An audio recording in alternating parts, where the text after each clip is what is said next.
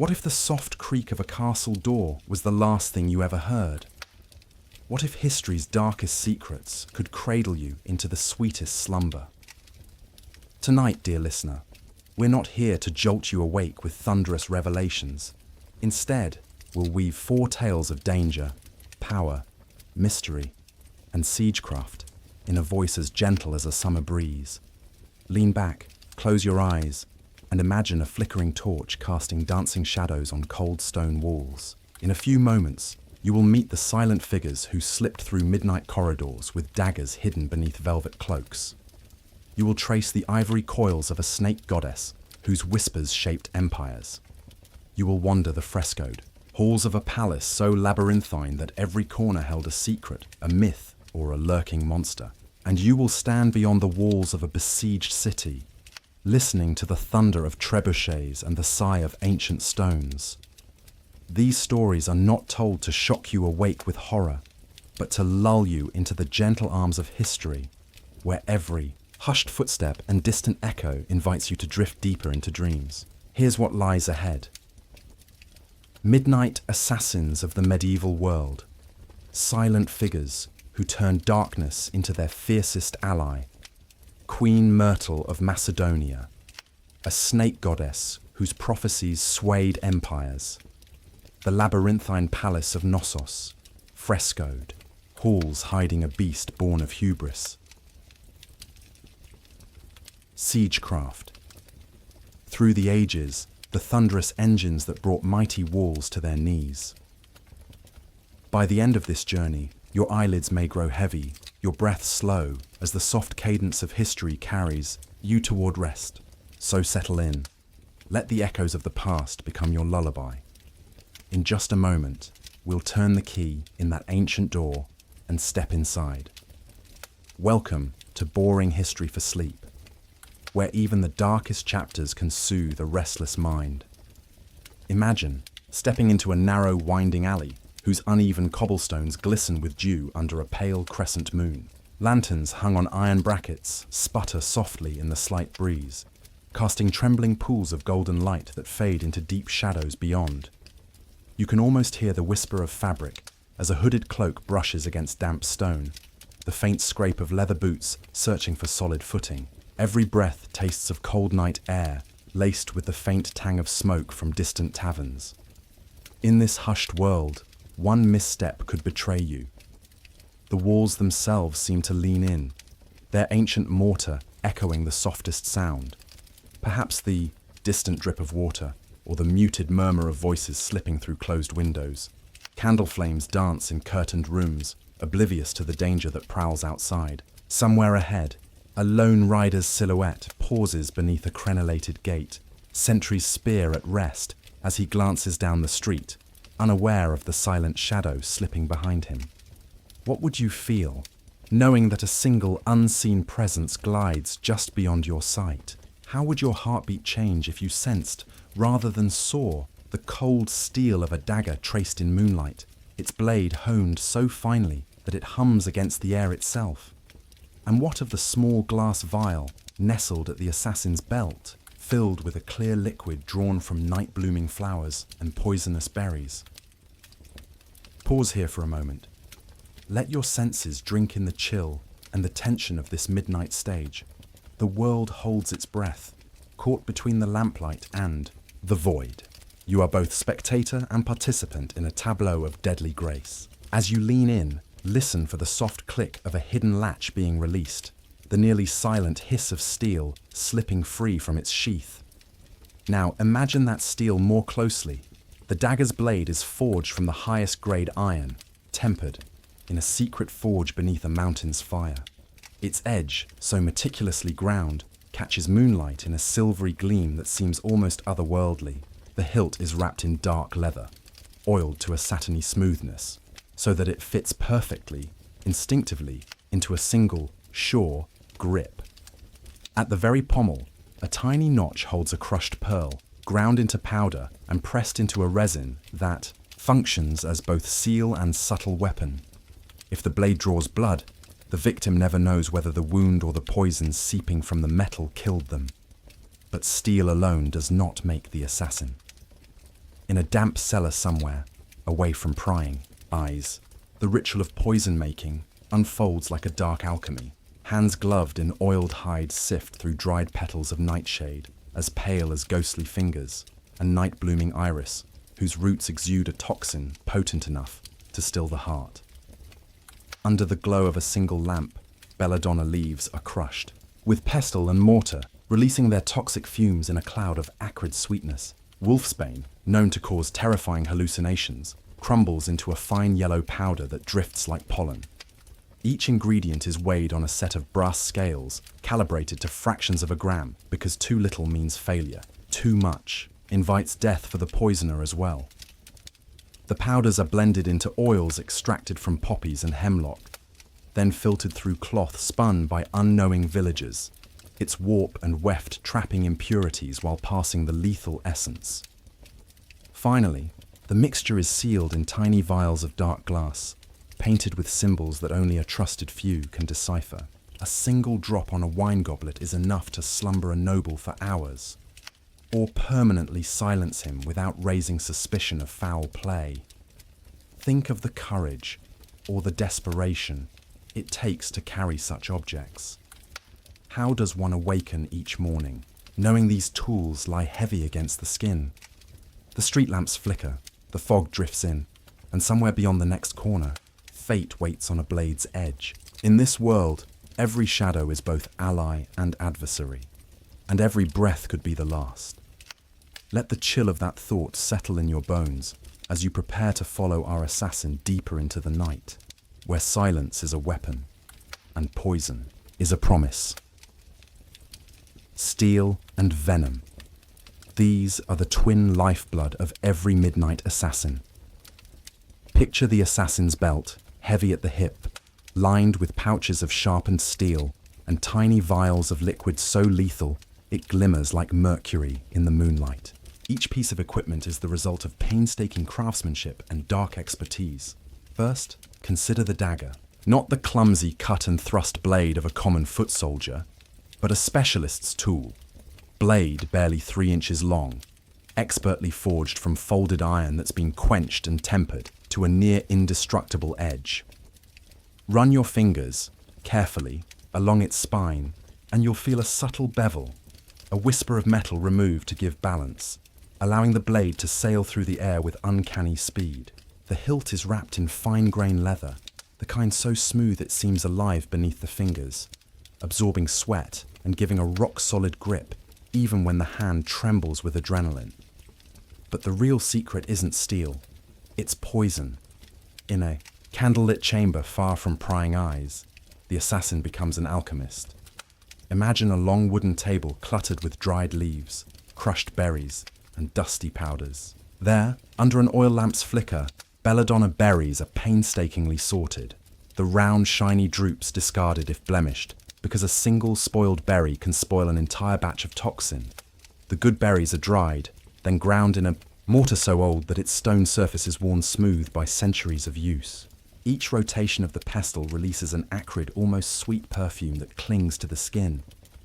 Next comes wolfsbane, another name for aconite, whose yellow flowers and tuberous roots are far more poisonous than any black legend suggests.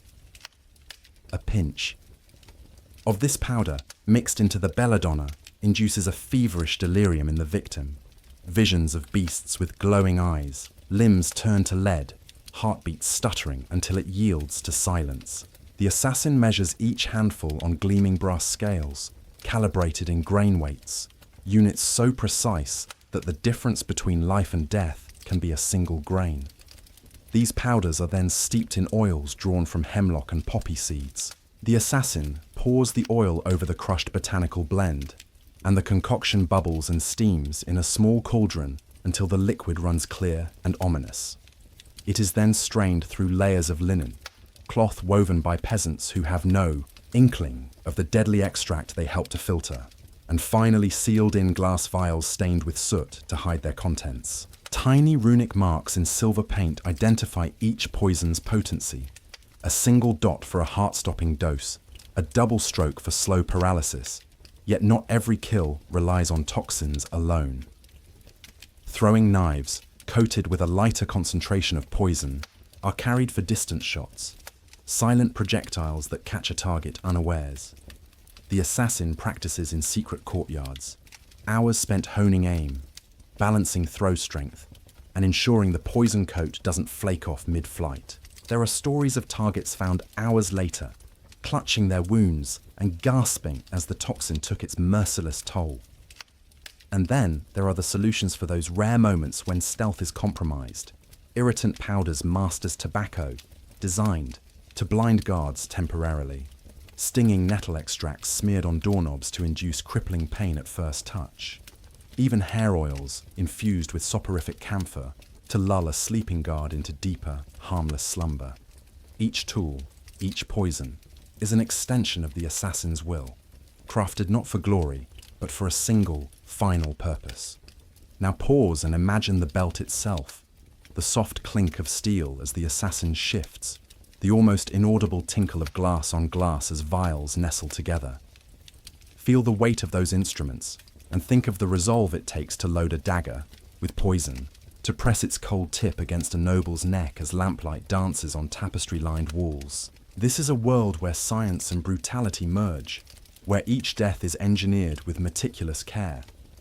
As you absorb the deadly beauty of these weapons and toxins, remember, behind every silent blade is a mind trained to calculate distance, weave shadows, and embrace the darkness without flinching. The question is not, could you wield such tools, but rather, could you withstand the price they demand? Let that thought settle as we step deeper into the assassin's art, where every instrument of death is also a masterpiece of precision. Slip quietly behind that sentry, and you enter the true art of the assassin, moving unseen, unheard, as if you are nothing more than a shifting shadow. Feel how the cold night air clings to your skin, masking the faint scent of leather and sweat. Every footfall is measured. Heel touches cobblestone first, then sole, then toe, so the weight transfers smoothly and without a sound. The difference between a stumble and a successful infiltration can be less than the thickness of a leaf. Imagine wrapping your cloak so that it sits flush against your body. No flapping edges to betray your presence. In the gloom, you press your back against the damp wall, letting its rough surface guide you forward as you inch along narrow parapets. Your eyes, trained to the darkness, catch the faintest glimmer of metal or the softest shift of a guard's gaze. You learn to read the language of light and shadow. A torch's halo might reveal a hidden doorway, or its wavering beam might be the only warning you need to alter your path. Doors and locks are another battlefield. In the flicker of a single candle, a master assassin studies the mechanism, the shape of the bolt, the space between the wood slats, even the grain of the timber. A thin steel pick slides between frame and door with a gentle click, coaxing the tumbler loose. Often, you'll carry charcoal or powdered chalk to dust the lock's interior. If the lock clicks open too smoothly, you've left a clean slate. If it grinds, you know to leave fingerprints smeared in powder, a carefully planted clue to misdirect any investigation. And then there is the language of silence. You learn to hold your breath at the moment a torch passes your hiding place. Your heartbeat slows, as if you can will it to stop, so even the thump of your blood won't betray you. If a patrol draws near, a soft whistle in the wind can signal retreat. A quick, guttural cough might mimic the distant drip of water, buying you seconds to melt back into darkness. At times, escape is as vital as the kill itself. When walls stand between you and safety, you scale them with small grappling hooks looped over your shoulder. Each hook is thrown and tested, then weighted by the sturdy rope coiled at your waist. Your fingertips learn to find cracks and ledges invisible to any untrained gaze.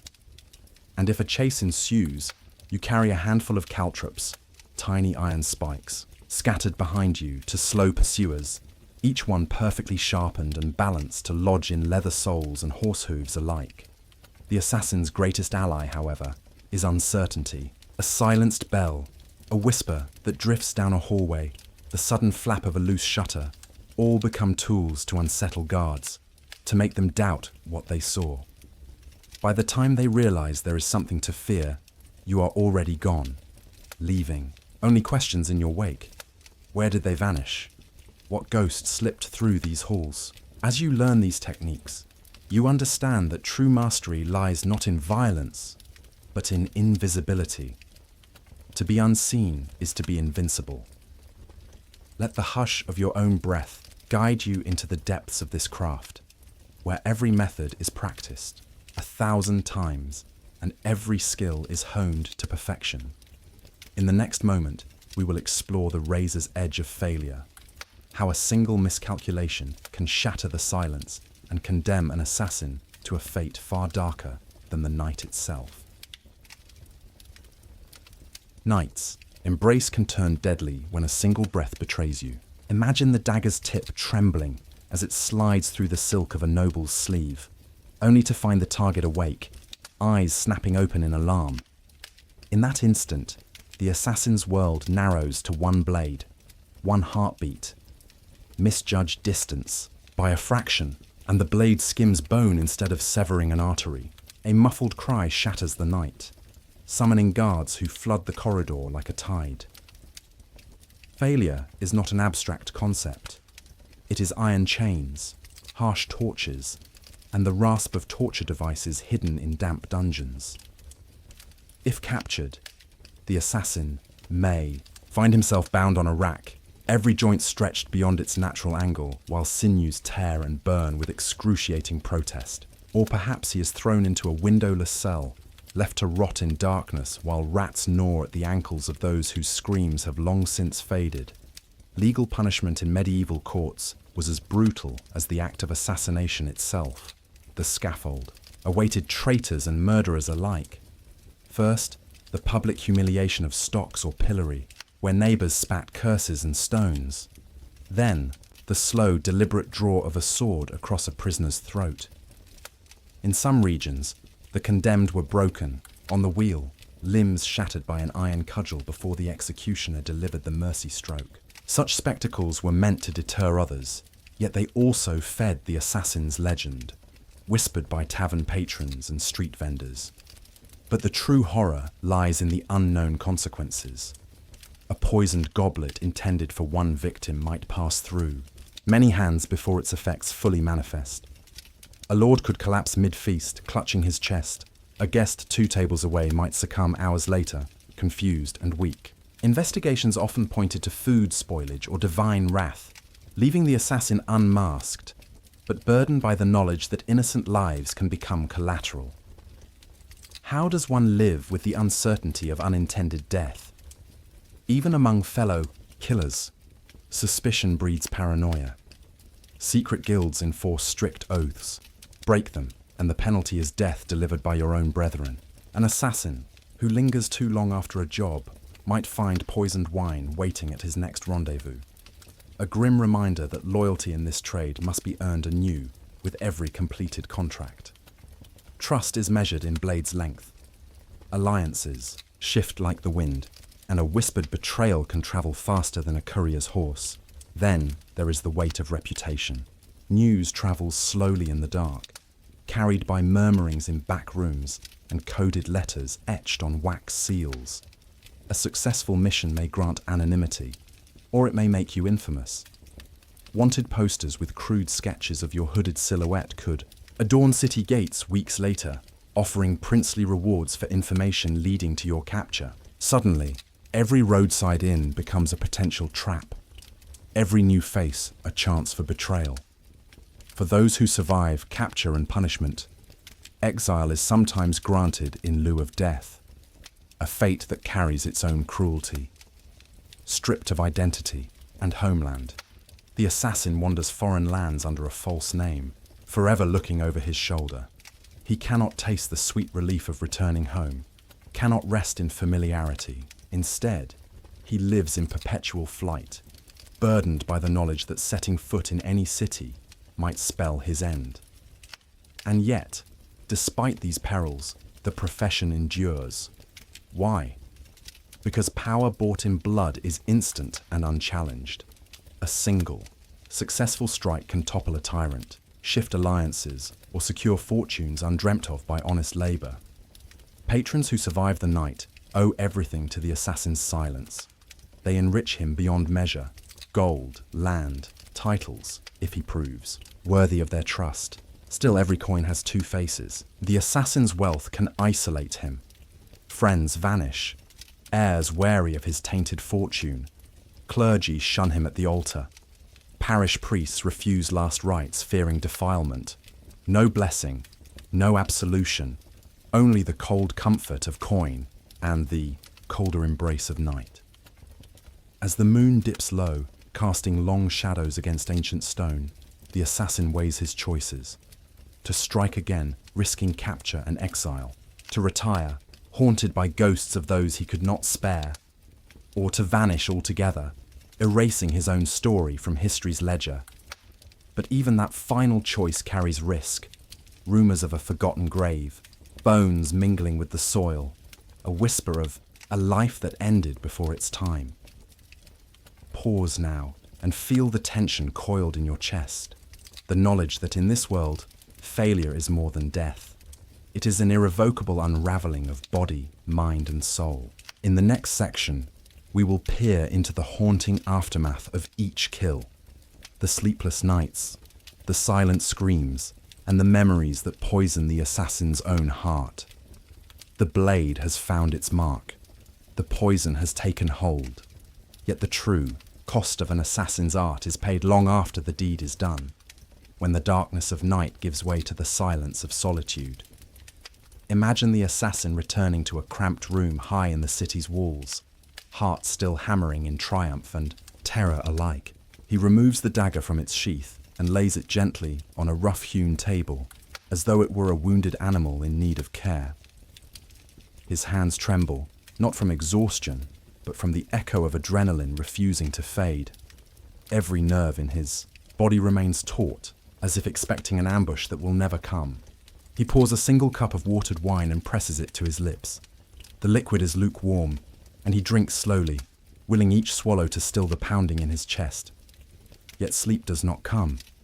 Instead, he lies on a pallet of straw, listening to the drip of rain beyond the tiled roof, and waits for the nightmares.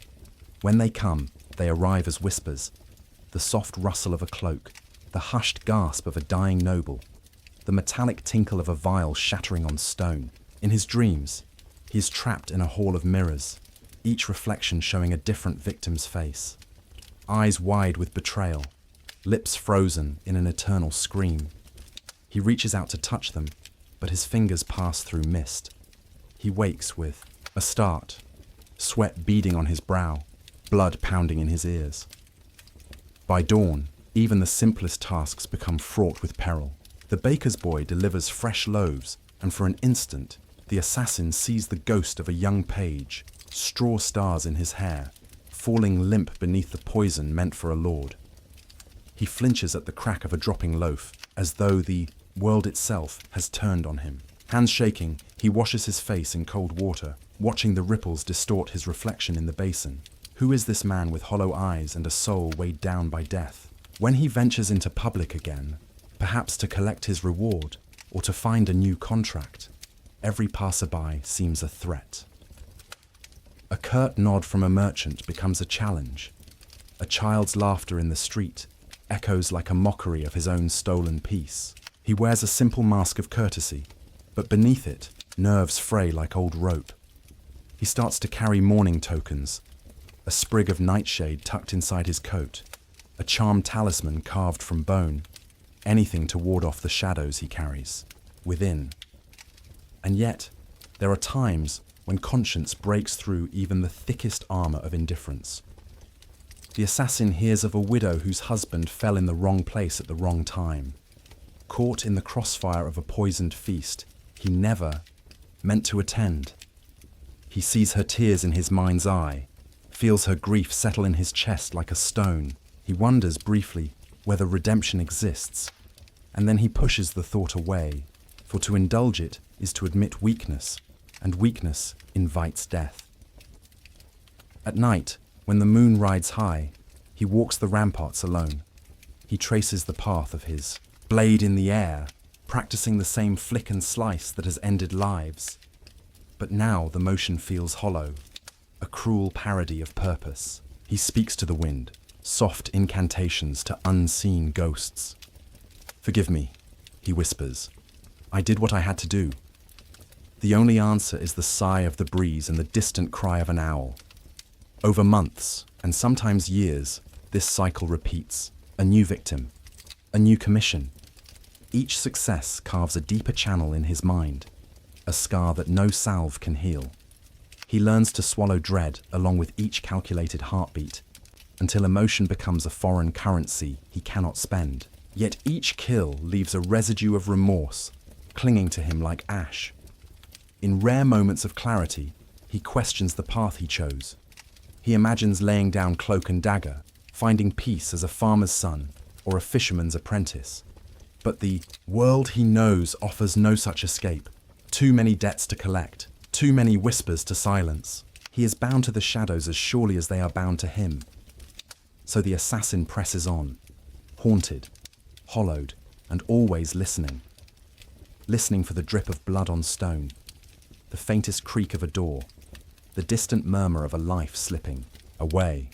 And in that endless vigil, he becomes both executioner and martyr, condemned to roam the night until his own death brings him the one release he has never dared to welcome.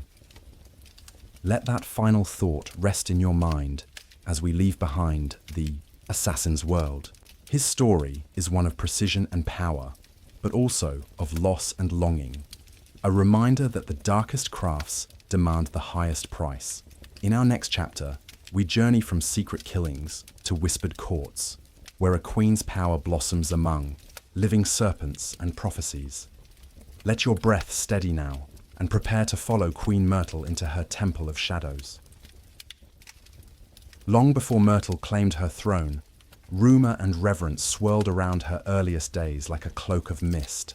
Born in the rugged highlands of Epirus, land of craggy ridges and ancient oaks, she arrived as a child of prophecy.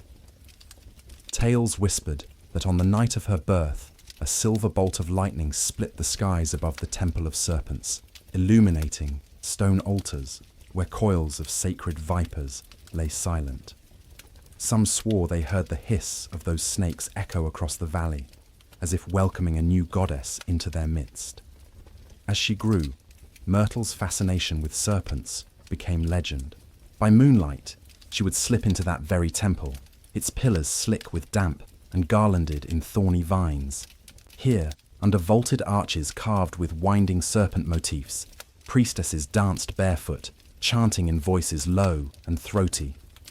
There, feet traced ancient sigils in chalky circles while Myrtle, still just a girl, sat motionless, eyes reflecting torchlight and the pale gleam of coiled scales around her. It was said she communed with those creatures, understanding their subtle language of flicking tongues and slow, deliberate coils. Some scholars later dismissed these stories as court propaganda or slander hurled by rivals who feared her influence. Yet even enemies admitted that Myrtle's presence at rituals felt uncanny. An otherworldly stillness settled whenever she entered the chamber, as if time itself paused to witness her communion with the divine. Priests recorded her first public vision at barely 12 years old. The oracular sight of thunderclouds spiraling into a serpent's form, promising both protection and ominous change for her people. The Temple of Serpents itself was no ordinary sanctuary. Built of dark limestone quarried from nearby cliffs, its walls were carved with overlapping scales that seemed to ripple in torchlight. Narrow passageways wound down to subterranean grottos where water dripped in rhythmic echoes, each drop a heartbeat in the temple's pulsing core. Legend claims that initiates swallowed serpent's venom distilled into a rare elixir, not to harm, but to open their inner sight. Only those deemed pure of heart could survive its effects. Many perished in those echoing tunnels, their bones left to feed the earth. Within this crucible of fear and faith, Myrtle's identity crystallized. No longer merely a princess of Epirus, she became a living oracle. Myrtle, the serpent's voice, as chants inscribed on ancient scrolls would later proclaim. And though men inked her legend in rolling script, it was her own steel will and unshakable calm that made believers of the wary and converts of the doubtful.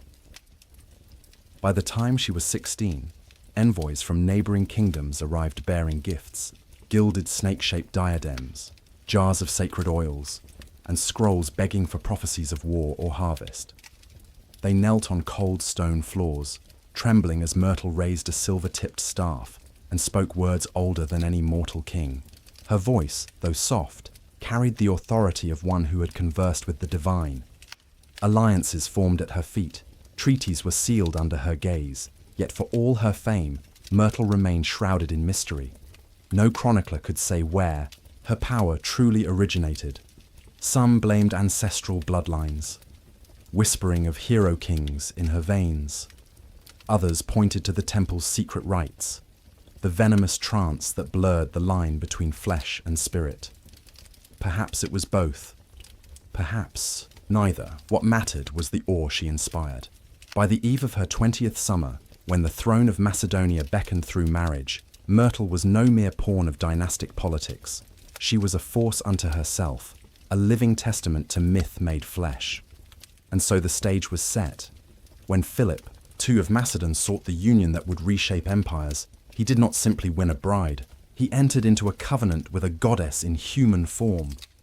But that is the story for our next section, where politics entwine with prophecy, and a queen's ambition gleams as sharply as any serpent's fang. By the time Myrtle left the winding corridors of the Temple of Serpents, she carried more than sacred visions. She bore an aura that could shape the fate of kingdoms. Word of her prophecies had reached the marble halls of Pella, where Philip II, ruler of Macedon, held court beneath frescoed ceilings and banners displaying the sunburst of his house. It was whispered that Philip summoned Myrtle not out of mere curiosity, but out of a calculated ambition, to bind his reign with the divine favor she seemed to command. Their first meeting took place at dusk in the Hall of Lions, a vaulted chamber where torches flickered against stone columns carved with roaring beasts. Myrtle entered in a gown of pale green, the color of new life and renewal, her hair braided with silver threads that caught the lamplight like starlight. Philip, seated on a raised dais, studied her from beneath his heavy brow, soldier king and strategist. Yet here he appeared almost cautious, as though encountering a power he could neither command nor predict. When Myrtle spoke, her words came quietly, but carried an electric charge. She foretold a season of expansion for Macedon, a campaign under a rising sun that would carry his armies beyond the known borders of the world. Philip leaned forward, fingers drumming on the armrest of his throne. "And what price must I pay, Oracle?" he asked, voice measured but eyes sharp as obsidian. "Only what you are willing to offer," Myrtle replied, her gaze unwavering. "A union of your blood and mine, that your lineage may carry the serpent's wisdom for generations to come." The court fell silent. Such a proposal was more than an alliance. It was a pact demanding both respect and fear. Advisors exchanged wary glances. Marriage to a princess was standard politics, but to wed one anointed by temple venom and rumor, whose prophecy ruled life and death, was unprecedented. Yet Philip understood the calculus of power. Macedon had faced revolts on its northern frontiers and fierce resistance from Greek city-states to the south. To unite his rule with the mystique of Myrtle's lineage would send a signal stronger than any army. He rose from his throne, cloak swirling like a storm cloud, and extended his hand not merely in welcome, but in covenant. "Then let our lives be entwined, as serpent embraces its prey, yet grants it a final mercy." Behind closed doors, the marriage negotiations took on the air of a grand campaign. Myrtle traded the secluded chambers of her temple for the opulent apartments of Pella's palace. Her retinue of priestesses became counselors and ladies-in-waiting. She learned the art of diplomacy as swiftly as she had mastered the rites of her youth, crafting letters in flowing script, choosing words that carried hidden meanings for those schooled in courtly intrigue. Weddings in Macedon were celebrations of both love and strategy. Myrtle walked the aisle clad in ivory and serpent green, bearing a tiara wrought in coiled gold that seemed to shift like living scales. As the trumpets sounded, priests invoked blessings from both Zeus and the temple serpents, blending pantheons, in a ceremony that blurred mortal and divine. The guests, Greek nobles and foreign envoys alike, witnessed a union that felt destined, as though the earth itself had sighed in relief. But marriage was only the beginning of Myrtle's ascent. Philip gifted her vast estates, rolling plains of barley and olive groves so dense they appeared as emerald waves from afar. With each new domain, Myrtle installed stewards who reported directly to her, men and women chosen for their loyalty and their ability to carry out her delicate vision. She transformed vineyards into sanctuaries of ritual, where grape harvests doubled as ceremonies in homage to the Serpent Queen. Peasants spoke of watching her walk among the vines at dawn, chanting soft invocations in a tongue older than their ancestral farms. Within the palace, Myrtle's influence seeped into every corner. She held private audiences in a chamber lined with mirrored tiles, where she received nobles seeking her counsel on matters of war, alliance, and law. Her advice was always delivered in metaphor: a serpent shedding skin, a river carving stone. Yet, those metaphors cut straight to the heart of policy. Some who doubted her found themselves quietly reassigned to distant governorships. Others who aligned too closely saw their fortunes rise like rising bread.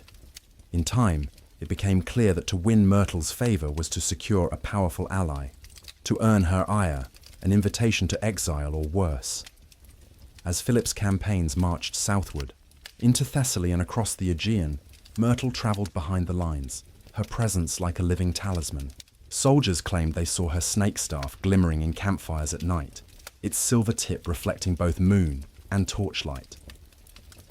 Officers whispered that morale soared when she prayed with the troops, anointing their standards with sacred oils, yet she never fought alongside them.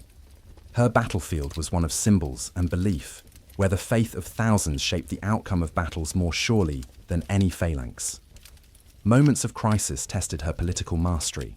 When a Macedonian governor in Illyria rebelled, declaring himself king, Philip's generals urged swift military reprisal.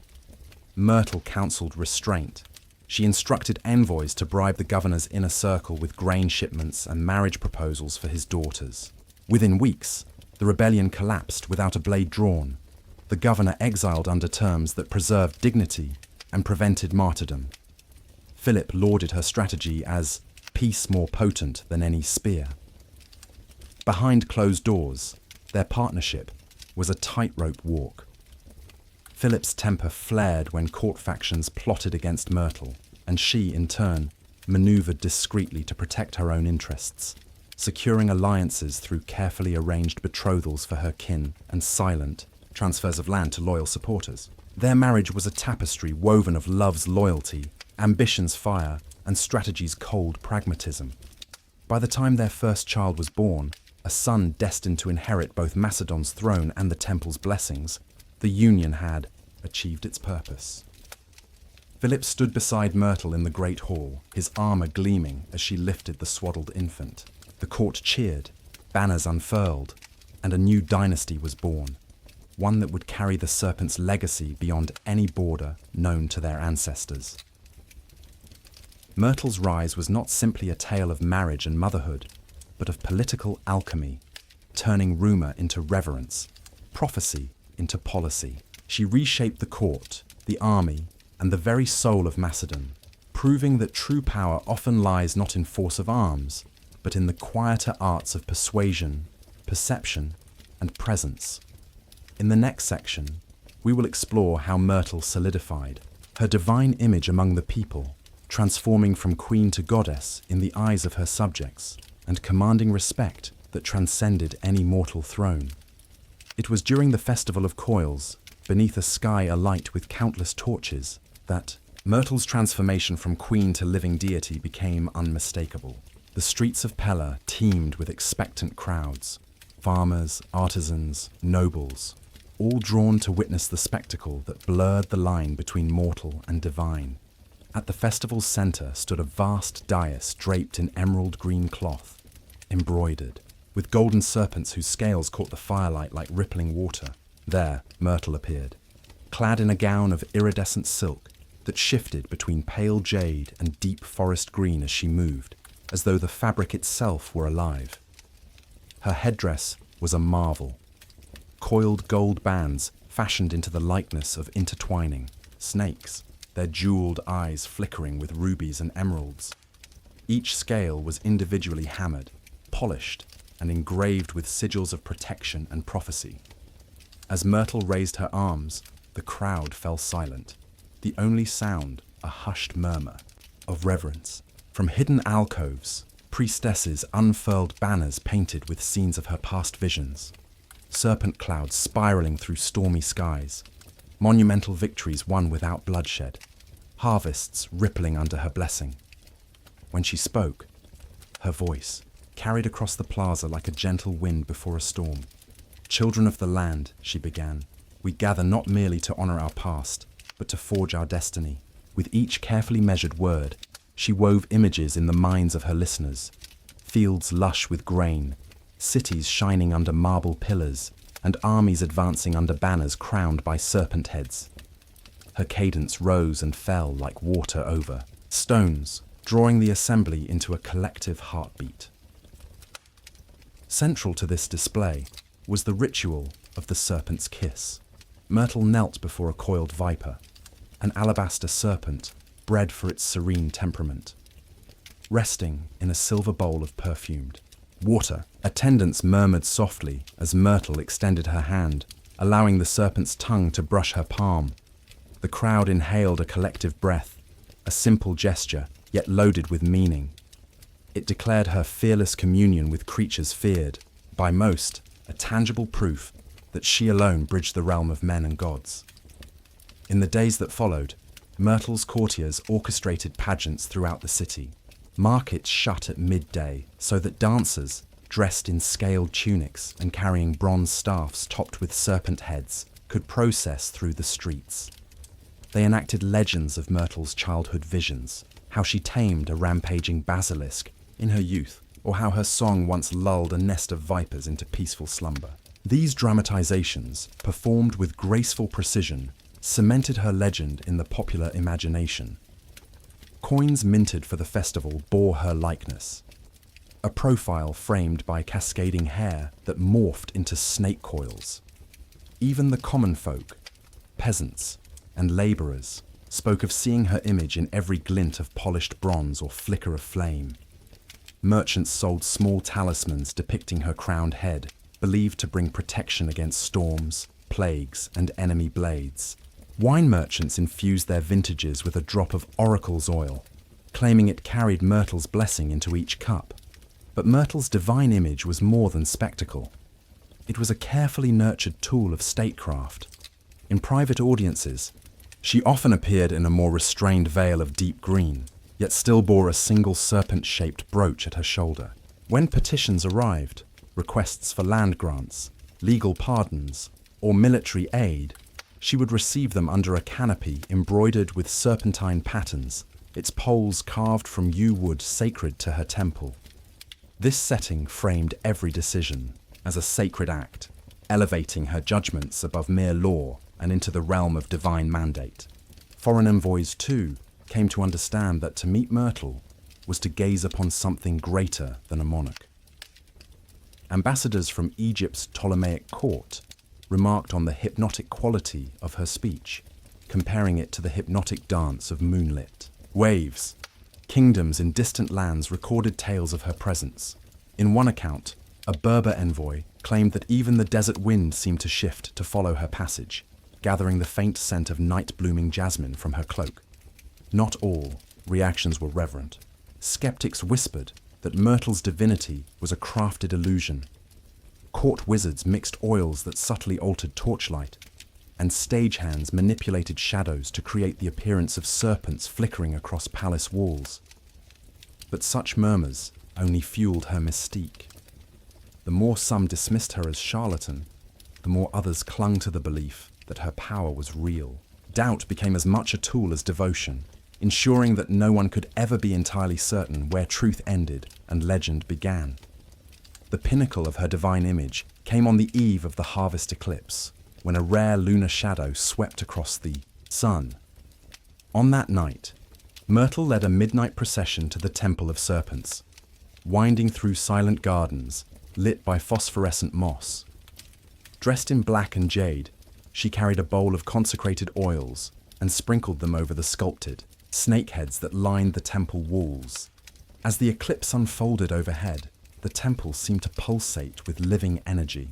Witnesses swore they felt the ground tremble, heard distant hisses as if the very stones were speaking. By dawn, the eclipse had passed, but the impact of Myrtle's ritual lingered. Songs were written, hymns composed, and pilgrims journeyed from far-off regions to seek her counsel. Temple precincts expanded to include guest houses and infirmaries where the sick and downtrodden could invoke her name in hope of healing. Myrtle herself remained mostly behind palace walls, her public appearances limited to major ceremonies, each one orchestrated with the precision of a military campaign. Through these calculated displays, Myrtle ensured that her public image transcended politics. She became the living embodiment of a promise that under her guidance, Macedon would flourish, protected by powers beyond human ken. To question her was to risk divine displeasure. To oppose her was to court calamity, real or imagined. In a world ruled by swords and schemes, Myrtle wielded something even sharper, the power of belief. As the festival fires died and the city returned to its daily rhythms, Myrtle's divine image burned brighter than ever. No longer just a queen. By marriage, she stood as a figure of awe and aspiration, a bridge between the earthly and the ethereal, and with that, she had secured her greatest weapon, the unwavering trust of her people, forged in the crucible of myth. In our next section, we will dissect the finer points of her political mastery, how Myrtle used alliances, counsel, and subterfuge to cement her legacy as both sovereign and serpent's voice. Let the echo of serpent scales fade into a softer melody as we prepare to follow her quiet but inexorable path to power. In the hushed corridors of Pella's palace, Myrtle's true genius revealed itself not in prophecy or spectacle, but in the subtle art of statecraft, where a carefully chosen word could reshape alliances, and a single gift could topple rival houses. From behind the veils of ceremony, she manipulated the levers of power with the same finesse that once guided a serpent through grass, ensuring that every noble's loyalty was quietly secured and every would-be conspirator kept under watch. Her first act of political mastery was to surround herself with confidants who owed their fortunes and their lives to her favor.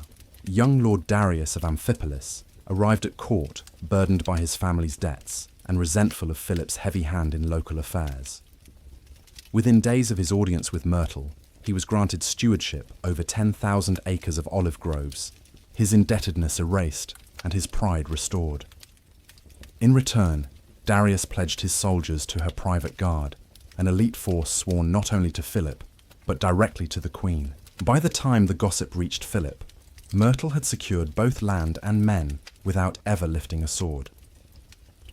Marriage alliances, often the blunt instruments of diplomacy, became delicate instruments in her hands. She orchestrated the union of her younger cousin, Princess Alina, to Prince Ariston of Thessaly, once a thorn in Macedon's side.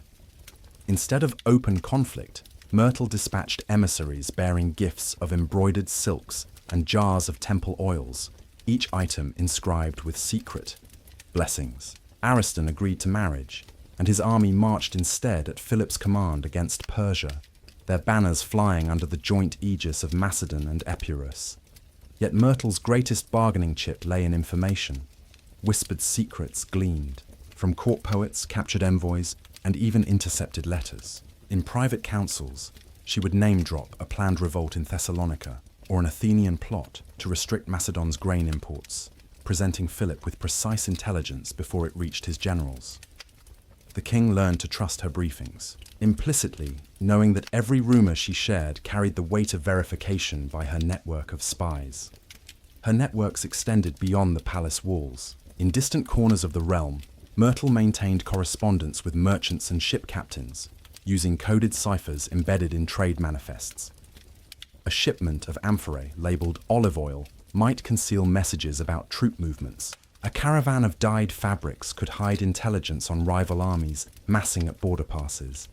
This web of civilian informants allowed her to anticipate uprisings, negotiate trade treaties on favorable terms, and prevent diplomatic crises before they threatened Philip's campaigns. Public pageantry, too, served her political ends. During the annual Equinox Games, Myrtle sponsored races and combat exhibitions, awarding victorious athletes with golden bracelets inscribed with her serpent emblem.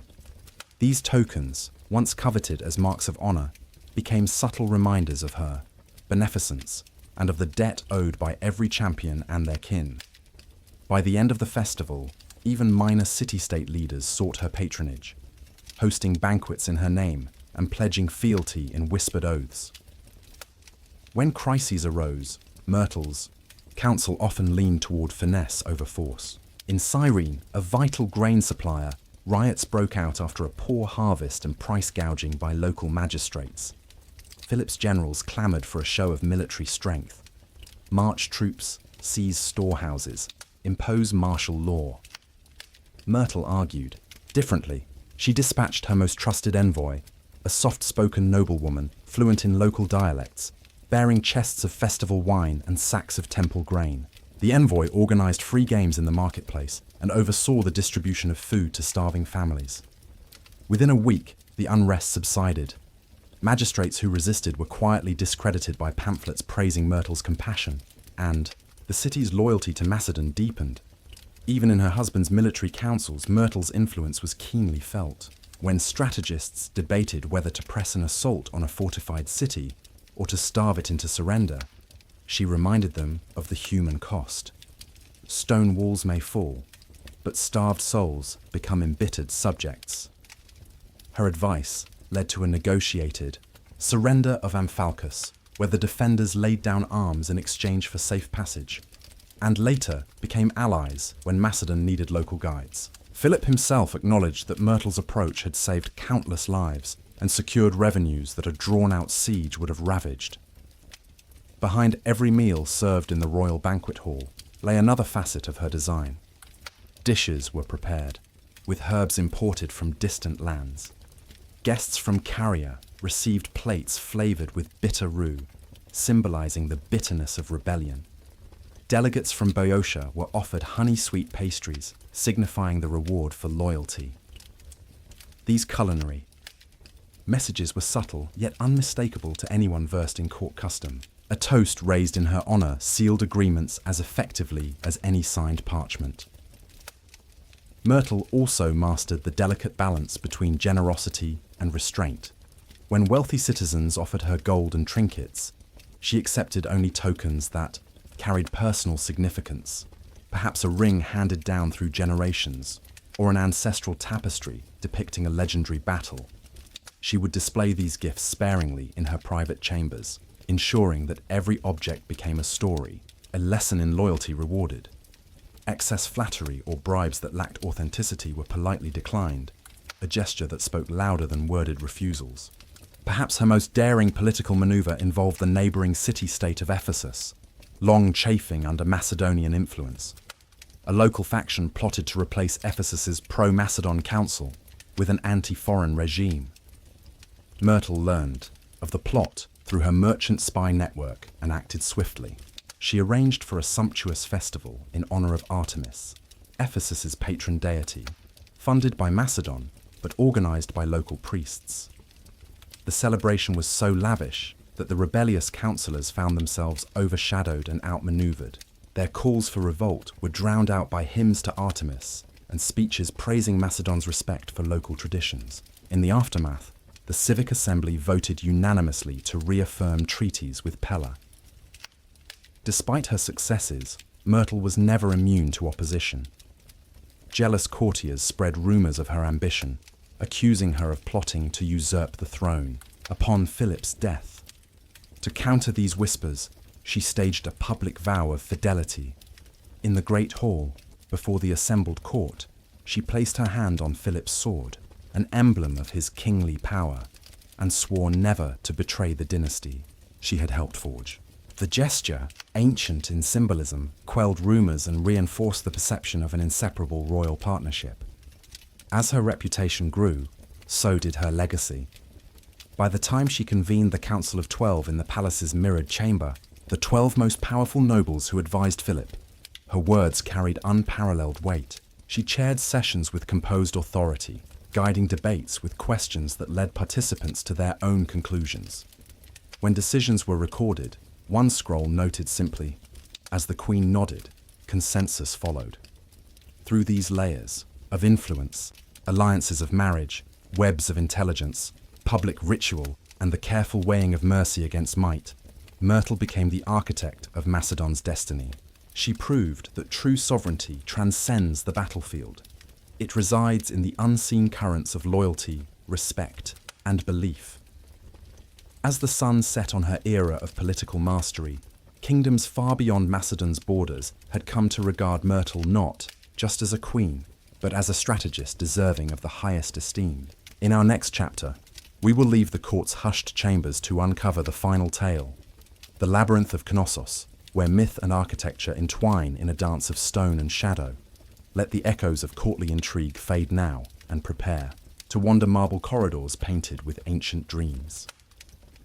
Imagine stepping through a low, carved portal into a realm of stone and light unlike any other. The air inside the palace of Knossos carries a timeless hush, an echo of thousands of years, while shafts of sunlight filter through open courtyards, illuminating vast halls crowned by timber-reinforced roofs. Massive columns painted in deep reds and blacks support each level, their tapering shafts widening at the top like inverted mushrooms, a signature of Minoan ingenuity. Your first glimpse is of the central court, an open expanse roughly the size of a modern gymnasium, paved with smooth limestone slabs worn silky by millennia of footfalls. Around its perimeter, porticos open onto rooms that once buzzed with administrative activity. Storerooms stacked with amphorae, workshops where craftsmen shaped pottery and carved seals, and living quarters where members of the ruling dynasty sought respite. At one corner, a shallow basin, now dry, marks where ritual libations poured forth during festivals, washing the stones with wine and oil that stained the rock beneath. Look up, and you'll see fragments of vivid frescoes clinging to the upper walls, swaths of cerulean sky, swirling sea foam, and dancing figures whose lithe forms suggest both athleticism and grace. One panel shows acrobats vaulting over charging bulls, limbs outstretched against a field of pale blue. In another, women in layered skirts clap rhythmically, their faces serene as they enact rites of renewal. These artworks weren't mere decoration. They were windows into a culture that revered movement, ritual, and the sacred interplay between humanity and nature.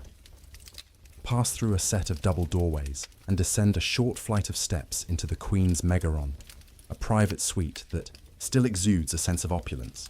The floor is inlaid with dark stone tiles arranged in geometric patterns, zigzag bands of black and white that draw the eye toward a low platform where a throne once stood. Surrounding niches housed ceramic jars filled with perfumed oils and incense. Their scents once mingled with the musty aroma of sun-warmed stone. In one corner, a recessed alcove opens onto a narrow balcony overlooking the olive groves beyond, an intimate vantage point from which the Queen could survey her domain. Wander through the twisting corridors, and you'll understand why the palace inspired tales of labyrinthine design. These passageways, some barely wider than a man's shoulders, twist and turn in what seems an almost deliberate effort to disorient. Yet every turn reveals another secret. A hidden staircase leading to upper stories, a long bench built into a recessed wall for waiting visitors, or a small opening where natural light streams in, spotlighting a carved stone basin once used for ritual cleansing.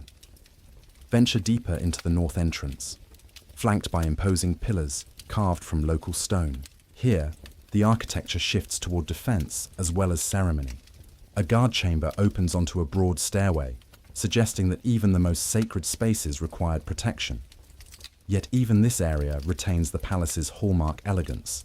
The stair. Risers are capped with ashlar blocks, each joint so precisely cut that no mortar was needed to hold them in place. The craftsmanship whispers of a people who wielded both artistry and engineering mastery. One of the most astonishing features lies beneath your feet. Enter the so-called theatral area, a stepped space cut into the bedrock where onlookers gathered to witness sacred performances or civic assemblies. The limestone benches slope upward like an amphitheatre, each seat carved directly from the living rock, their faceted surfaces polished smooth by centuries of use. Though small compared to later Greek theatres, this space speaks to Minoan social cohesion, a communal heart where art, politics and religion converged in the open air. Continue on to the south propylaeum, an entrance distinguished by its grand loggia and recessed niches once filled with offerings to deities. Fragments of painted plaster still cling to the walls, hinting at patterns of spirals and rosettes in glowing ochres and whites. A cluster of stone basins carved to catch rainwater stand nearby. Anyone entering here might pause to cleanse hands and feet in ritual purification before stepping further into the palace's inner sanctums. Behind the propylaeum, a complex network of storerooms unfolds, each narrow chamber lined with pottery, pithoi that once stored olive oil, grain, and honey. The sheer volume of these jars, some nearly human-sized, speaks to the palace's role as both administrative centre and economic hub. One shelter chamber contains the remains of a kiln, its fire-blackened walls testifying to the production of intricately painted vessels that would later travel across the Aegean by merchant ships. The Hall of Pillars beckons next, a rectangular room whose dozen supporting columns form a forest of stone and wood. Their original paint, vibrant reds and blacks, survives in faint bands around a few shafts, reminding us that colour and light were as essential to Minoan spaces as the stones themselves. Along one wall, a low bench hints at a formal seating arrangement, perhaps for elite gatherings where decrees were issued and alliances forged. Torch brackets still dot the walls, suggesting that these meetings continued long after dusk fell across Crete's rolling hills. Yet it is the grand staircase that encapsulates Knossos' architectural daring. Rising in wide, shallow steps, its flight seems almost theatrical, guiding visitors from the Queen's Megaron to the upper stories where private chambers and possibly bedrooms lay. The staircase's walls, once adorned with frescoes of lilies and vibrant animals, no longer retain their full brilliance, but enough pigment clings in crevices to evoke the riot of colour that greeted palace guests. Some scholars believe that this grand ascent symbolized a journey from earthly realms to the divine, a physical manifestation of spiritual elevation. Above, on the second floor, more rooms await. Bathrooms with built-in drainage systems, suggesting an advanced understanding of sanitation. Storerooms offering glimpses of Minoan religious paraphernalia. Golden libation vessels, ceremonial crowns topped with horns of consecration, and intricately carved seals bearing the images of gods and beasts. Each artifact, discovered amid the palace's rubble, reveals a civilization that blended practicality with profound ritualism. All around you, Knossos hums with layered histories. Halls built, destroyed by earthquake or invasion, and rebuilt again in cycles that span centuries. The ash-grey remains of collapsed wings lie overlapped by newer walls, each generation adding its own chapter in stone. Conservation efforts have added concrete supports and protective coverings, but the magic persists.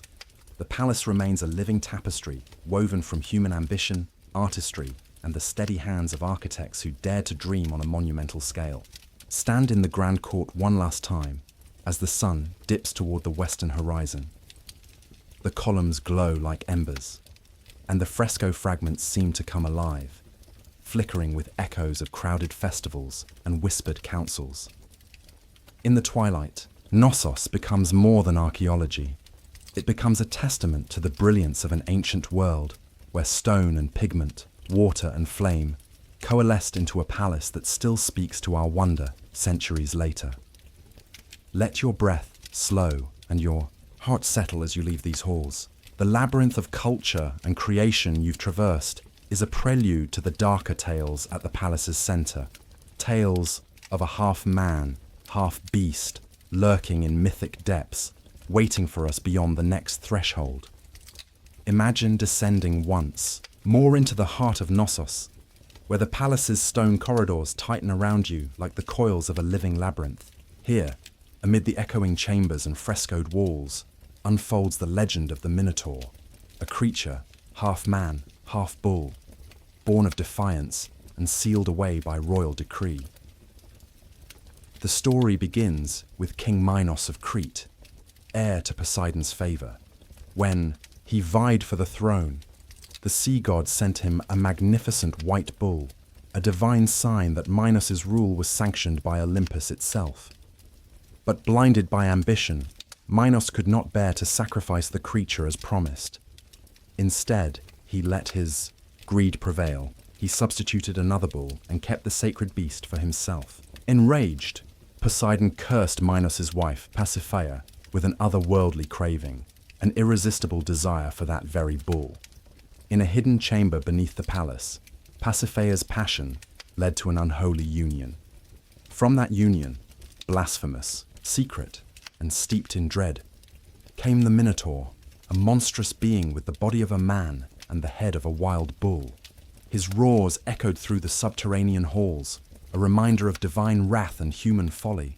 When the first priests heard his bellowing at midnight, they trembled. When they found the scattered remains of sacrificial offerings, they wept for the god's retribution upon mortal pride. King Minos, burdened by shame and fear of the monster he had unwittingly fathered, commanded his architect, Daedalus, to design a prison so intricate that no man could ever find the way out. Thus was born the labyrinth, a maze of twisting corridors, false doors, and hidden alcoves that sprawled beneath the palace like the roots of some colossal, subterranean tree. Whispers held that Daedalus wove the maze's design into the very stones. To navigate its passageways without aid was impossible.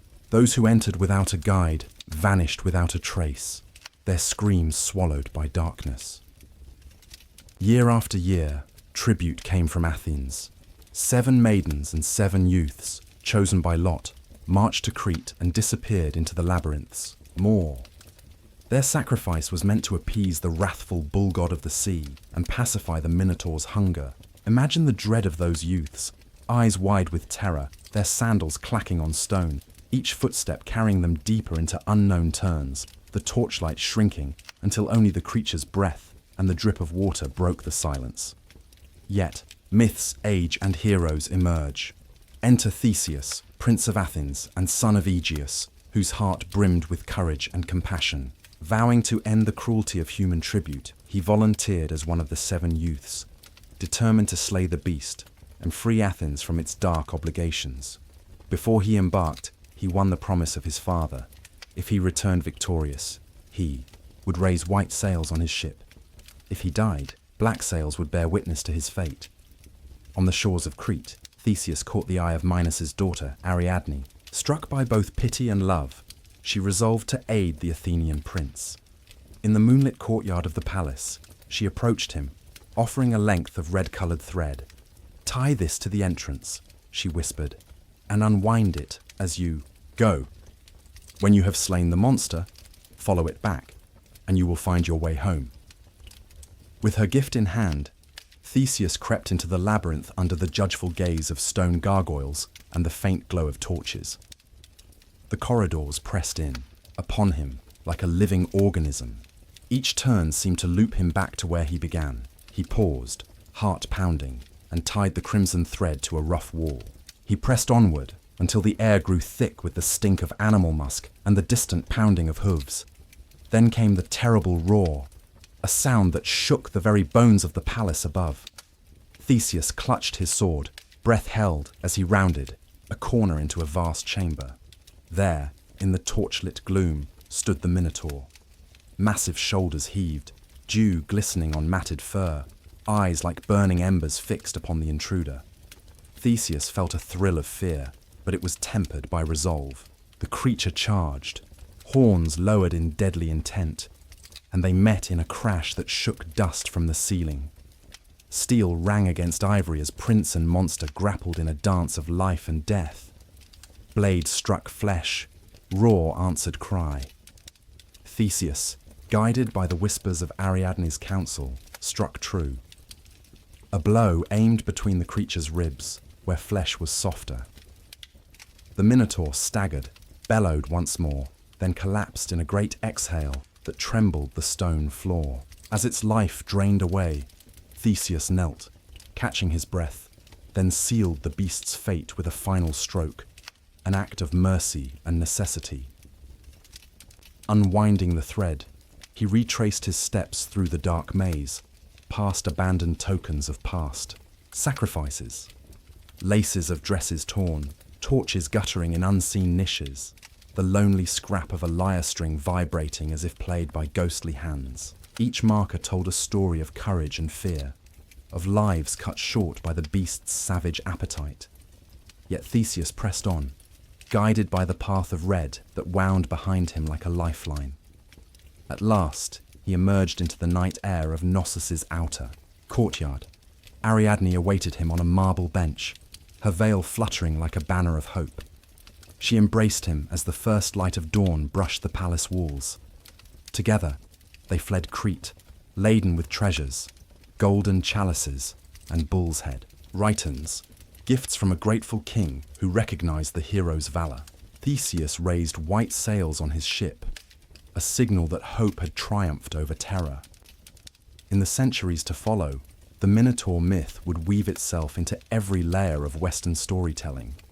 Philosophers saw the labyrinth as a symbol of the human mind, its complex recesses, its hidden fears, and its capacity for both creation and destruction. Artists painted the bullman as a metaphor for our own inner beasts, reminding us that only by facing our darkest impulses can we claim our highest virtues. Yet even today, visitors to Knossos sense the maze's power. Some speak of fleeting shadows at the foot of the grand staircase.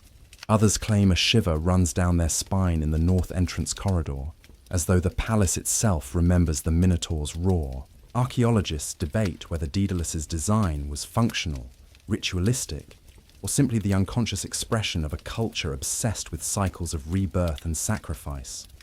Perhaps the greatest mystery endures. Was the Minotaur ever more than myth? Did a powerful bull god once demand human tribute, given living form by priests in ritual masks? Or is the creature simply a story born of guilt and ambition, a cautionary tale about the price of broken oaths? Whatever the truth, the legend remains, woven into Knossos' stone tapestries and into our own collective imagination. So pause now, letting the memory of the labyrinth's twisting passages settle in your mind. Feel the echo of Theseus's footsteps fade, the ghost of the Minotaur's final roar drift away, and prepare to return above ground, to Sir Arthur Evans's dusty journals, the shovels that cracked open centuries of silence, and the dramatic revelations that reshaped our understanding of Minoan civilization. At the turn of the 20th century, the Palace of Knossos lay buried beneath centuries of earth and ruin, its grandeur half lost to time and the ravages of nature. It was Sir Arthur Evans, a determined British archaeologist, who first caught wind of local legends about hidden halls and fertile plains strewn with fragments of painted pottery. In 1900, armed with little more than boundless curiosity and a modest grant from the British School at Athens, Evans arrived on Crete, determined to uncover the truth behind the myths. His initial expeditions were humble affairs. A small team of Cretan labourers, a few picks and shovels, and tents pitched on sun-baked soil. But even in those early days, Evans sensed something extraordinary. As he brushed away the topsoil near the site at Kefala Hill, he began to uncover chunks of vivid plaster, crimson reds, ocean blues, and buttery yellows, the first clues to a once vibrant world. Peasants passing by paused in wonder, remarking on the strange colours gleaming in the dirt. It was the beginning of a story that would reshape archaeology. Securing permission from the newly formed Cretan government, Evans expanded his digs. He assembled a diverse team, local masons skilled in stonework, Greek scholars fluent in ancient scripts, and international students eager for discovery. They worked under the fierce Mediterranean sun, where temperatures often soared above 100 tons. Evaporation cracked the dusty ground, sweat darkened their tunics. Yet each morning, as they returned to the trenches, Evans would lead with infectious enthusiasm, promising them that just one more trowel stroke could reveal a fresco or a Dr. Threshold. The real breakthrough came in 1903. While excavating near what is now called the Little Palace, Evans' team uncovered a thick layer of ash and collapsed stone, evidence of a violent destruction, likely by earthquake. Underneath, they found the unmistakable remains of a paved corridor, its stones laid with precise care. Heart pounding, Evans realized he had stumbled upon an entrance to the central palace complex. Expanding the trench revealed a beehive of activity, columns capped with inverted capitals, fragments of pottery pithoi still nestled in storerooms, and sections of fresco plaster bearing the famous Prince of the Lilies figure. That fresco, depicting a young nobleman wearing a crown of lilies, became an instant icon of Minoan art, its delicate lines and vibrant hues defying every expectation of Bronze Age culture. Yet uncovering Knossos was no simple matter of digging down. The collapse of ancient walls had mingled debris from multiple phases of construction. Evans faced the challenge of peeling back layers of history without destroying the fragile evidence beneath. He pioneered what would become standard archaeological practice: careful stratigraphic excavation, where every layer of soil and rubble was documented, photographed, and mapped. His meticulous notes filled notebooks by the handful, each entry a snapshot of a moment long ago. As the dig advanced, Evans encountered unexpected obstacles. In one sector, a series of subterranean chambers flooded each winter. Groundwater seeped through cracked masonry, pooling ankle-deep and threatening to erase delicate plasterwork. Evans commissioned rudimentary drainage channels, small trenches, lined with terracotta pipes to reroute water away from the ruins. His team labored at night by lantern light, their hands numb from cold as water seeped in. But their ingenuity paid off. The chambers dried, revealing walls painted with marine motifs, octopuses, dolphins, and spiraling shells, testaments to the Minoans' close relationship with the sea. Another hurdle was structural instability. Entire wings of the palace had collapsed in antiquity, leaving precarious heaps of stone that risked sudden shifts. To stabilize them, Evans employed local stonemasons to reconstruct missing column bases and shore up walls with temporary timber supports. They used lime mortar, a compound known in the region since Minoan times, to bond new stones to old, preserving the palace's original character while ensuring safety for workers and visitors alike. Throughout these efforts, Evans faced skepticism from some of his contemporaries. Critics argued that his reconstructions were too liberal, that he was imposing a fantasy palace onto the ruins rather than letting the fragments speak for themselves. In particular, his bold decision to restore portions of collapsed walls with concrete and to repaint faded frescoes in modern pigments drew controversy. Yet Evans believed such interventions were necessary to convey the palace's former splendor and to inspire further study and preservation. By 1905, the scale of excavation had grown impressively. Trenches crisscrossed the site, revealing storerooms, brimming with pithoi, workshops littered with tools, and corridors still bearing the wear of thousands of footsteps. A breakthrough came when Evans's team uncovered the grand staircase, its wide steps intact beneath layers of rubble. Standing on those ancient treads, Evans could almost hear the echoes of courtiers ascending to private chambers, their voices lost to time. But perhaps the most dramatic moment occurred in 1906, when workers unearthed a sealed antechamber beyond the north entrance. The door, crafted of stone slabs fitting so precisely that no lock was needed, held back centuries of silence. With great care, they pried it open, revealing treasures long hidden. Small gold rings inscribed with serpentine motifs, intricately carved seals depicting bulls and griffins, and the base of a ceremonial altar. The The thrill in the camp was palpable. Evans described it as a rediscovery of a lost world. News of these finds spread across Europe and beyond. Newspapers carried front-page reports of the Cretan palace and its unrivaled beauty. Scholars flocked to Crete, eager to study the artifacts, and art enthusiasts lauded Evans's restorations as revolutionary. The site became a magnet for early tourists, many arriving by steamer to marvel at the Minoan Renaissance Evans claimed to have unearthed. Yet amidst the triumph, Evans never lost sight of the unanswered questions. Why had the palace been so lavishly constructed only to be abandoned? What social or religious structure lay behind its grand halls? He continued to refine his excavation methods, introducing systematic photography, scale drawings, and mosaic, plans to capture every detail. His publications, thick tomes filled with illustrations and commentary, became essential references for archaeologists worldwide. As the First World War loomed, operations at Knossos slowed, but Evans's legacy had been secured. The palace, once a ruin lost to legend, now stood as one of archaeology's crown jewels. His vision of a restored Knossos, complete with painted columns and frescoed walls, endured, influencing both scholarly thought and the popular imagination. Today, modern archaeologists build upon Evans's foundation. Advanced techniques like ground-penetrating radar and 3D laser scanning reveal new insights into the palace's hidden chambers, while conservationists work to protect fragile frescoes from the effects of weather and humanity's gaze. Yet every time visitors walk the corridors Evans first exposed, they tread the path of a pioneer whose passion and perseverance rekindled a civilization's voice after millennia of silence. In the next and final segment, we will step back from the trowel and brush to explore the lingering enigmas of Knossos, those locked doors, the debates over function, and the palace's enduring spell on our collective dreams. Let the dust of excavation settle and prepare to wander corridors still echoing with unanswered questions.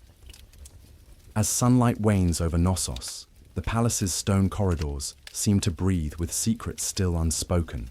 For every fresco revealed and every column restored, countless chambers remain sealed or half excavated, their purposes debated by archaeologists and historians alike. In this final chapter of our Knossos journey, we step beyond the thrill of discovery to linger in the palace's enduring mysteries and reflect on the legacy it has etched into our collective imagination. Walk with me to the South Propylaeum, where worn steps lead to a half-hidden doorway. Behind it lies what some call the Gallery of the Lilies, a long, narrow room whose walls once blazed with floral frescoes. Today, only faint traces remain, pools of pale blue-green pigment, hints of crimson blossom petals. Scholars argue whether this space served as a private sanctuary for the royal family, a place for sacred rites, or merely a decorative corridor connecting more important halls. No inscriptions survive to settle the question. We must choose between architectural clues, tool marks on walls, and the echo of our own expectations. Turn the corner and you will find the Bronze Age throne room, yet there is little to confirm its name. A stone seat carved into the wall, flanked by benches, suggests some form of audience chamber, but was it used for governance, ritual, or perhaps even theatrical performance? Some researchers point to nearby libation basins and postulate that this room hosted fertility ceremonies. Others counter that its proximity to storage pithoi implies an administrative function. The absence of contemporary records leaves us navigating by intuition and fragmentary evidence, much like Theseus winding through his labyrinth without Ariadne's thread. Then there are the locked doors, stone slabs so perfectly cut that they slide into frames without hinges or handles. 4 of these monoliths remain in situ, their external faces plain yet daunting. Attempts to brute force them would risk irreparable damage. Attempts to peer around their edges only reveal darkness and space. What lies behind each sealed portal? Additional chambers rich with ritual paraphernalia, private tombs or burial niches, or perhaps simple storage rooms unremarkable to a modern eye, yet vital to ancient palace function. until technology advances or ethical consensus allows further intrusion. These doors guard their silence. A related enigma concerns the palace's collapse and abandonment. Layered deposits of ash, charcoal, and collapsed masonry point to violent destruction, earthquake, fire, or human aggression. Radiocarbon dating places a significant conflagration around 1450 BCE.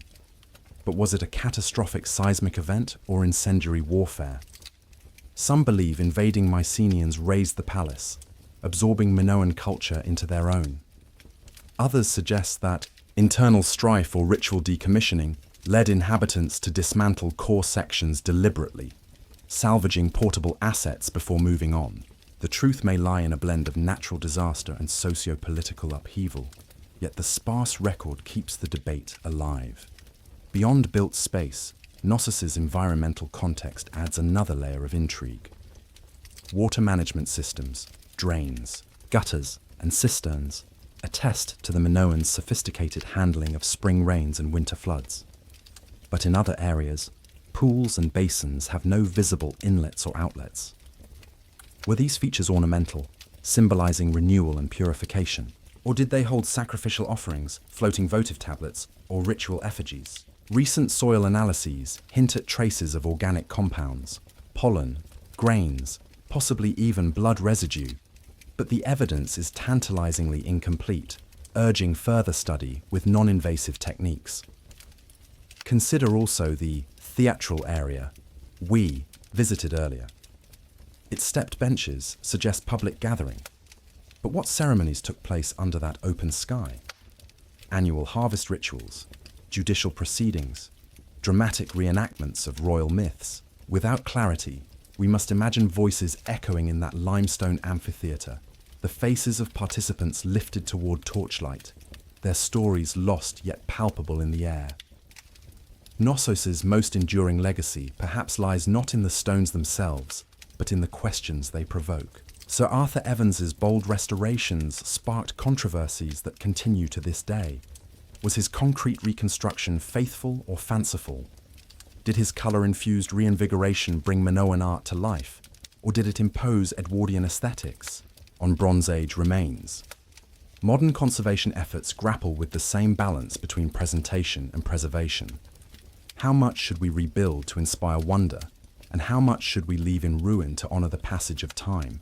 These debates mirror a larger discourse on heritage itself. Knossos stands as one of our earliest examples of archaeological showmanship, attracting tourists long before mass travel was possible.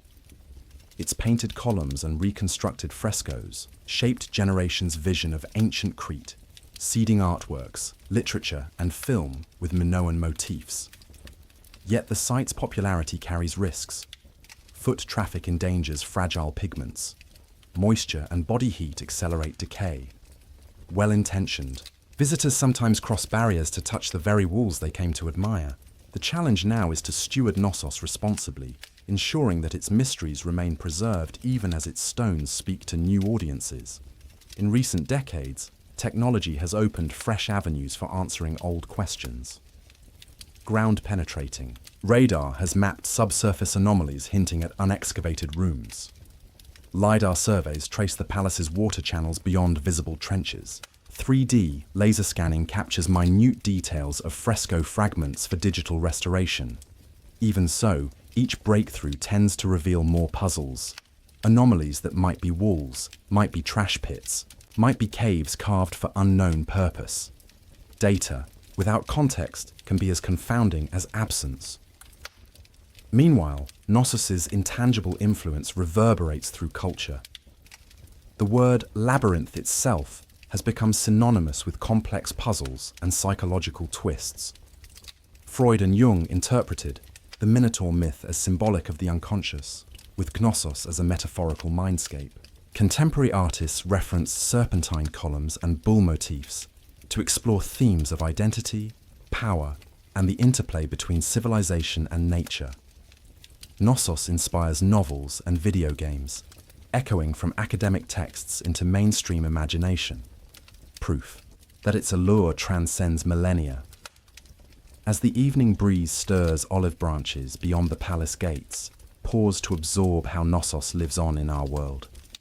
This is not merely an ancient ruin, it is a catalyst for inquiry, a mirror reflecting our own need to build, to believe, and to remember. Its unanswered questions challenge us to accept uncertainty, to weigh evidence with humility, and to cherish the coexistence of fact and possibility. And so, as we conclude our exploration, let the lingering echoes of unturned stones and sealed doors guide you gently toward reflection.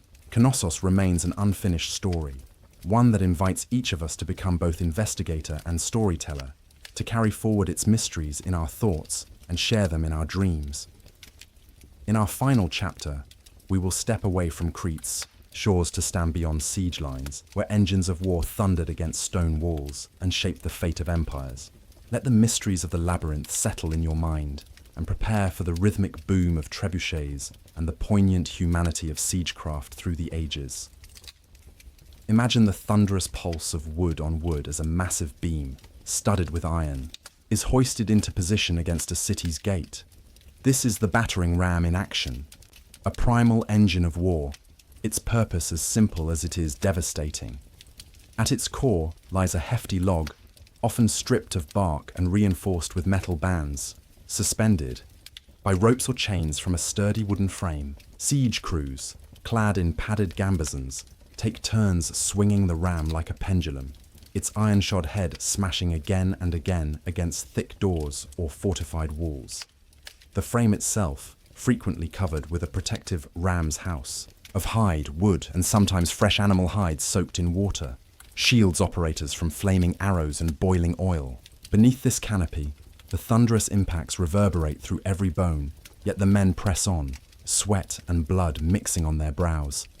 They time each pull of the rope so that the ram gains maximum momentum, channeling all their strength into a deafening crack that splinters beams and rattles gate hinges. Soon, cracks spiderweb across ancient wood, bolts shear like brittle twigs. The gate crashes inward, flung back into the besieged city, leaving its defenders scrambling for improvised barriers. But battering rams were only the opening act. Besiegers then hire their sights, literally, with siege towers. These towering wooden constructs, sometimes rivaling multi-story buildings, rolled slowly across the battlefield on greased rollers or wheels. Inside, soldiers climbed ladders to reach the top platform, where a drawbridge arm would extend to land atop a curtain wall. From that precarious perch, swords and halberds could be brought to bear on defenders, often caught off guard on their own ramparts. Construction of a siege tower was a logistical feat.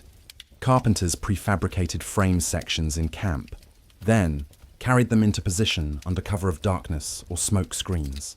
The towers were clad in wet hides or tapestry-reinforced wicker to resist fire. Extra water barrels sometimes hung on the outer walls for dousing enemy flames.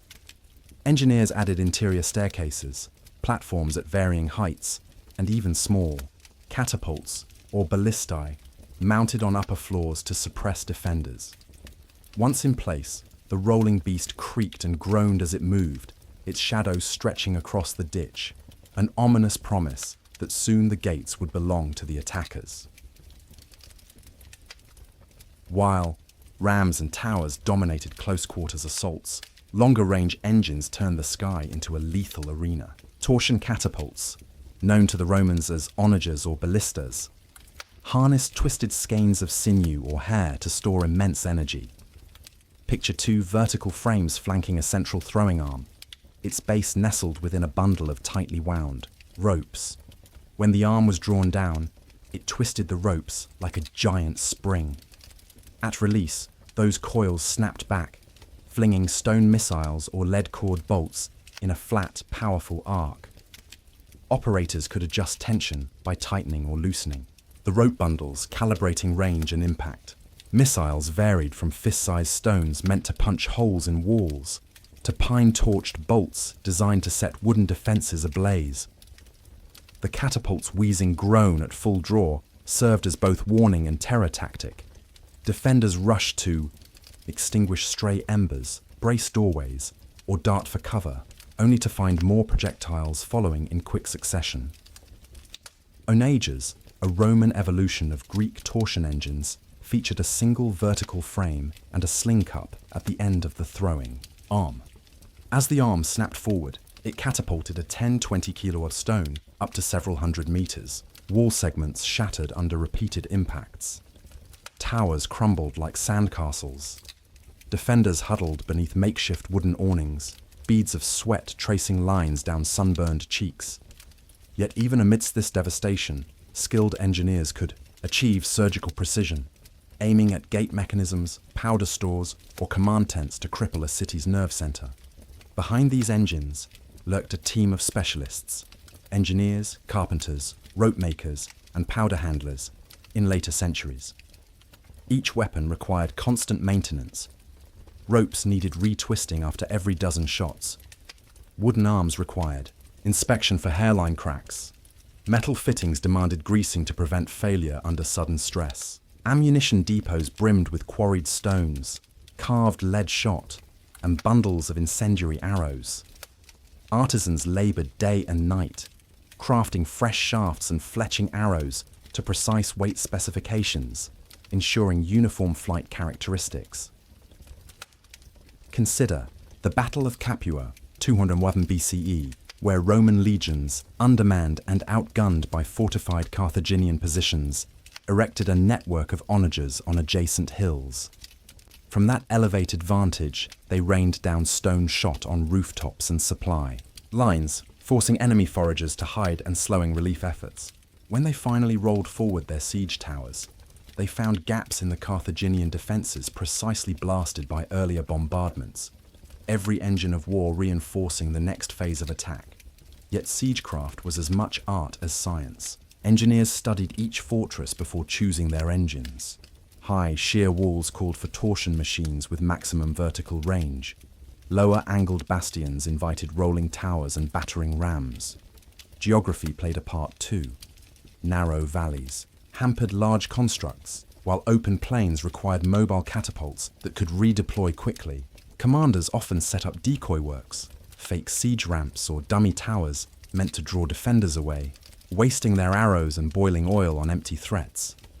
Psychological impact was inseparable from mechanical power. The cacophony of synchronized impacts, a dozen rams crashing, engines thwizzling, arrow volleys hissing, overwhelmed senses. Defenders sometimes reported hallucinations, hearing the city's walls crack like eggshells, feeling the ground pulse under them, or seeing phantom siege towers where none stood. On occasion, entire garrisons surrendered at first light, believing their walls had been breached overnight by unseen forces. Training and discipline shaped success. Roman engineers kept detailed manuals. Vitruvius's De Architectura outlined dimensions, torsion coil ratios, and firing tables. Byzantine officers passed on treatises on siegecraft, describing counter-siege tactics like placing caltrops to jam rollers or constructing earthen mantlets, mobile earthen walls, to block incoming shot. In India, the Mughal armies developed the manjanik, a variation of the mangonel, firing massive stone spheres capable of cracking bastions. By the early Renaissance, European armies melded these lessons, creating hybrid machines that combined torsion principles with early gunpowder propellants. Despite their power, siege engines had vulnerabilities. A well-placed sally, defenders, charging out under cover of darkness, could topple catapults, sever torsion ropes, or set rams ablaze. Siege towers, once rendered immobile by digging ditches or rolling logs, became death traps. Skilled gunners targeted enemy crews rather than walls, aiming small shot to disrupt loading cycles. All the while, the besieged worked feverishly to repair breaches, erect internal barricades, and conserve dwindling supplies. For the attackers, logistics were paramount. Engineers needed timber, oak for frames, ash for levers, quarried nearby, or shipped by river. Ropes of hemp or animal sinew stretched miles of block and tackle. And if wood ran short, armies improvised. Wicker ramps filled with earth, stone-faced burritos of scrap wood and packed clay served as ad hoc mantlets. Some campaigns even involved a temporary siege forest, where entire groves were felled to feed the ravenous construction demands. What emerges is a portrait of siegecraft as a symphony of destruction, heavy percussion in the form of rams, towering brass and wood harmonizing in siege towers. Staccato bursts from catapults arcing like deadly metronomes. This orchestration required not only brute force but precise timing, coordinating waves of engines so that one weapon's opening led seamlessly into the next. Yet amid this mechanical grandeur, one must not forget the human element. The engineers, often prisoners of war or enslaved artisans, bore the scars of miscalculations. Snapped torsion ropes recoiled like whips, shattering bones. Collapsing frames crushed eager operators, exploding metal bolts from overtensioned. Ballistae claimed lives before the walls even shook. Each innovation carried a cost in human flesh, a reminder that behind every wall breach lay blood and sacrifice. As the sun dips toward the horizon, painting the battered landscape crimson, imagine the final crescendo. Walls rent by repeated blows, towers pressing their drawbridges onto crumbled battlements, catapults still hurling stones long after the defenders surrender. The engines of war, once silent in their assembly, have roared to life, reshaping cities, ending reigns, and turning stones into legends. Pause now to let the echoes of impact fade. Steel and wood may rest, but the memory of those thunderous strikes of rams and towers and catapults lingers in stone and story alike. In our next chapter, we will explore the shadow war that followed these engines, the psychological tactics that bent fear into a weapon and left scars deeper than any breach in stone. Beyond the thunderous crack of battering rams and the looming bulk of siege towers, another weapon stalked the walls of every besieged city: fear. Psychological warfare was the hidden blade in every commander's arsenal, designed not merely to destroy fortifications, but to fracture the defenders' minds and bend their wills. Consider the flaming arrow, a simple shaft tipped with cloth soaked in pitch, tinder, or oil. In daylight, such an arrow might be shrugged off. At night, however, the scene transformed into a hellscape. Imagine darkness pierced by phantom embers, each pinpoint of fire dancing across the sky like malevolent fireflies. In quick succession, they alighted on rooftops, thatched towers, and wooden hoardings, igniting sudden flare-ups that crackled and hissed. Defenders, startled from sleep or conversation, scrambled to fetch water and bucket brigades, only to face new volleys. The sky above a city under siege glowed like an infernal lantern, the flames clawing at walls and igniting stores of timber. Even when the fires were doused, their lingering smoke choked chokeholds of panic in every alley. Greek fire raised this terror to an almost supernatural pitch.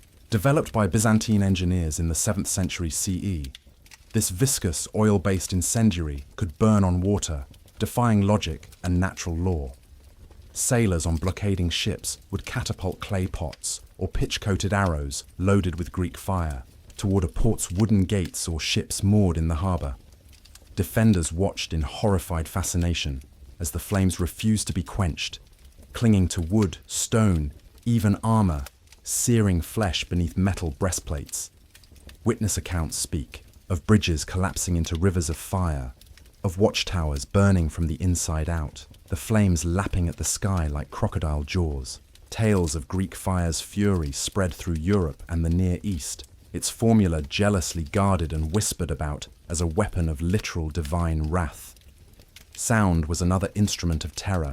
Imagine the deep, resonant boom of war drums pounded in unison just beyond the walls, a heartbeat raised to a thunderous tempo. Warriors huddled in makeshift guard posts could feel the vibrations underfoot, a physical pulse that spoke of countless feet and iron-shod boots marching in formation. Trumpets and horns added piercing accents, single mournful blasts that echoed off stone towers, as though the city itself sighed under its fate. At key moments, just before dawn, when spirits are low, or in the dead of night, when weariness sets in, drums would cease and a single horn would sound. That pause, pregnant with expectation, sent more men running for their weapons than any barrage of stones. Smoke itself served as a siege tactic.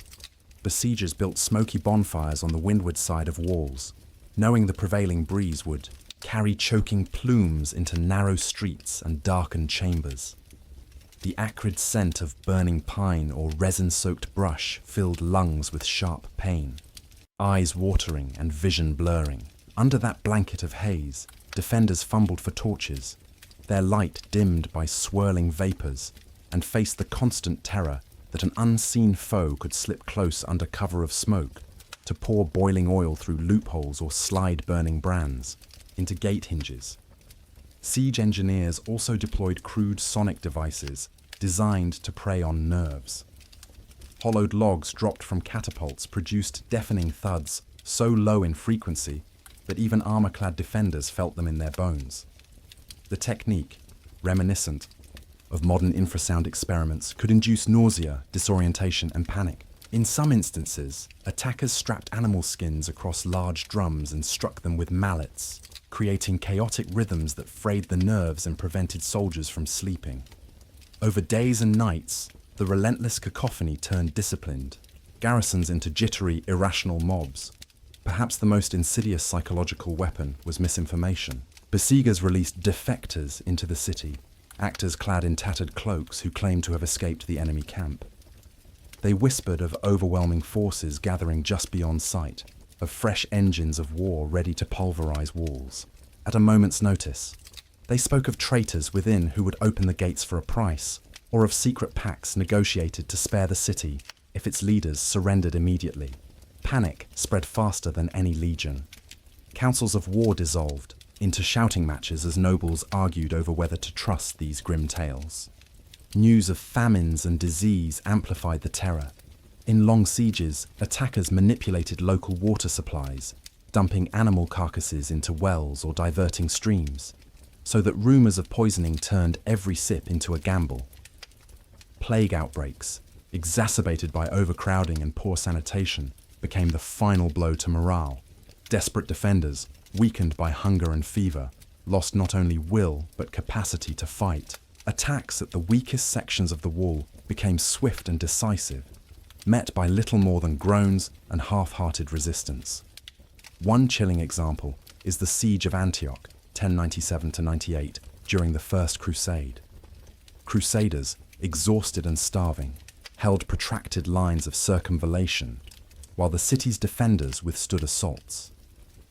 When the Crusaders finally captured a local scout, they coerced him to send a letter written in the city's code, claiming that the main Crusader army had been routed entirely. With the code deciphered, Antioch's leaders read the false news and panicked, squabbling over a decision to surrender. Meanwhile, the real Crusader reinforcements approached, tipping the scales decisively. Fake messages, planted within the walls, achieved what battering rams could not. Psychological warfare also became ritualized. Before an assault, chanting choirs would line up in battering ram shelters, singing ominous hymns. The chorus's unified voice, rising over the clash of metal and the drone of siege engines, conveyed an aura of invincibility. Defenders reported dreams of armies of the dead, of banners that glowed with ghostly light, visions that stoked desertion and surrender. In some medieval texts, siege monks transcribed sins of city leaders, promising that any who offered sanctuary would be cursed. An early form of propaganda, blending religion with statecraft. Receivers of these tactics were not always passive. Skilled commanders learned countermeasures, releasing their own defectors to sow doubt in the attackers' ranks, lighting signal fires to show unbroken morale, training elite night watchers to detect and snuff out flaming arrows before they took hold. When rumors of traitors circulated, city councils held public tribunals to identify and punish spies, broadcasting verdicts to reassure citizens that no poison could corrode their unity. To break the attacker's will, defenders sometimes staged feigned sally sorties, armed groups that emerged from sally ports in full formation, brandishing banners and trumpets, only to vanish back behind the gates, leaving behind the rattling of weapons and the burning of torches. Still, Psychological warfare's most potent effect lay in its timing. By coordinating fires, drums, smoke, and misinformation with lunar cycles, commanders exploited natural human rhythms. Full moon nights brought heightened anxiety, with shadows and moonlight creating distorted shapes on walls. Wind-swept clouds added unpredictability to every sight. Rain-soaked fields turned to mud, hampering defenders' footing and flooding ditches. Attackers timed their fiercest onslaughts to coincide with storms, when visibility was low and morale lowest. Through centuries, commanders documented these tactics. Byzantine manuals catalogued methods to instill fear. Let arrows rain at random, so that every man fears the sky above. Set fires on the windward side, and the enemy's walls will burn in his own breath. Arab scholars wrote treatises on siege psychology. A city besieged is like a mind enclosed. Starve it of hope, and it will crumble within. Renaissance engineers studied ancient texts and adapted them with gunpowder, using explosive barrels and early grenades to create concussion blasts that rattled walls and brains alike. The cost of psychological warfare was stealth, its wounds invisible yet lasting.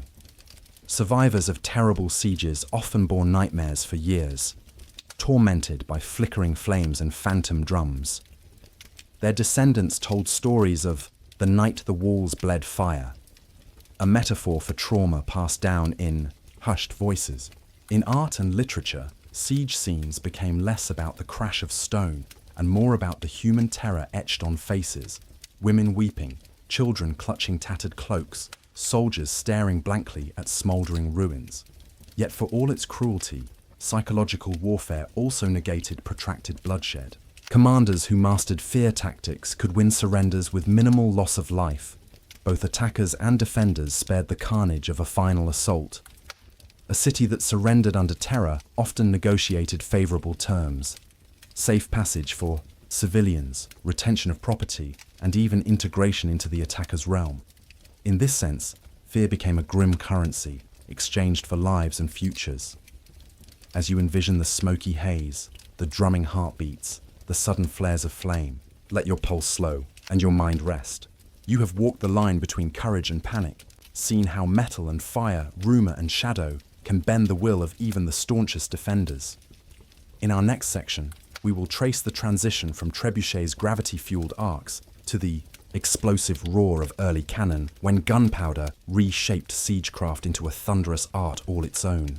Let the anxieties of yesternight fade now, as you prepare to drift toward a new chapter of invention and impact. By the late Middle Ages, the trebuchet had reigned supreme, a gravity-powered giant hurling massive stones in graceful arcs that smashed walls and shattered morale. Yet the horizon of warfare was changing. Across Eurasia, a black, powdery substance began to whisper of a new era: gunpowder. What started as alchemical curiosity in 9th century China would, by the 14th century, transform siegecraft in ways both subtle and cataclysmic. The trebuchet's genius lay in simplicity.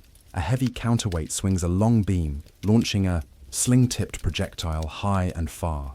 Engineers tweaked arm lengths, counterweight masses, and sling pouches to optimize range and impact. In one famous example at Acre in 1291, Christian forces used large trebuchets to bombard Mamluk fortifications so relentlessly that defenders reported floors trembling like waves. But accuracy remained finite, and a well-built wall could absorb repeated blows. Gunpowder changed that. Early Europeans referred to it as Greek fire in a bag, or fiery thunder, marveling at its explosive potential. The earliest cannon, crude, iron-banded barrels set on wooden frames, looked little like the sleek artillery of later centuries. A hand-forged wrought-iron tube, open at one end and sealed at the other by wedged plugs, offered a cramped chamber for a small charge of black powder and a stone or iron ball. A lit match or a heated rod ignited the powder. A single, concussive blast drove the projectile forward. First thunder, the Siege of Constantinople, 1453. No single event better illustrates this leap than the Ottoman siege of Constantinople. Sultan Mehmed II's engineers assembled the basilica, a cannon casting shot so massive that it required oxen to position and special crews to load. Each shot blasted through Theodosian walls with thunderous force, cracking centuries-old fortifications in minutes rather than days. Witnesses wrote of stones flying like meteors, debris raining into the city, and defenders scrambling in disbelief at this thunder from the barrel. Yet these early cannon were neither accurate nor reliable. Misfires and barrel bursts were common. Crews learned to pack powder and shot precisely. Too little risked a dud, too much could tear the barrel apart. Gunpowder mixtures varied. Saltpeter from Persian mines produced larger detonations, while locally refined charcoal yielded faster burns. Metallurgy lagged behind chemistry. Uneven iron heat treatment led to weaknesses. Every blast reminded crews of the balance between destructive power and mortal danger to the gunners themselves. In many 15th century campaigns, commanders deployed trebuchets and bombards side by side.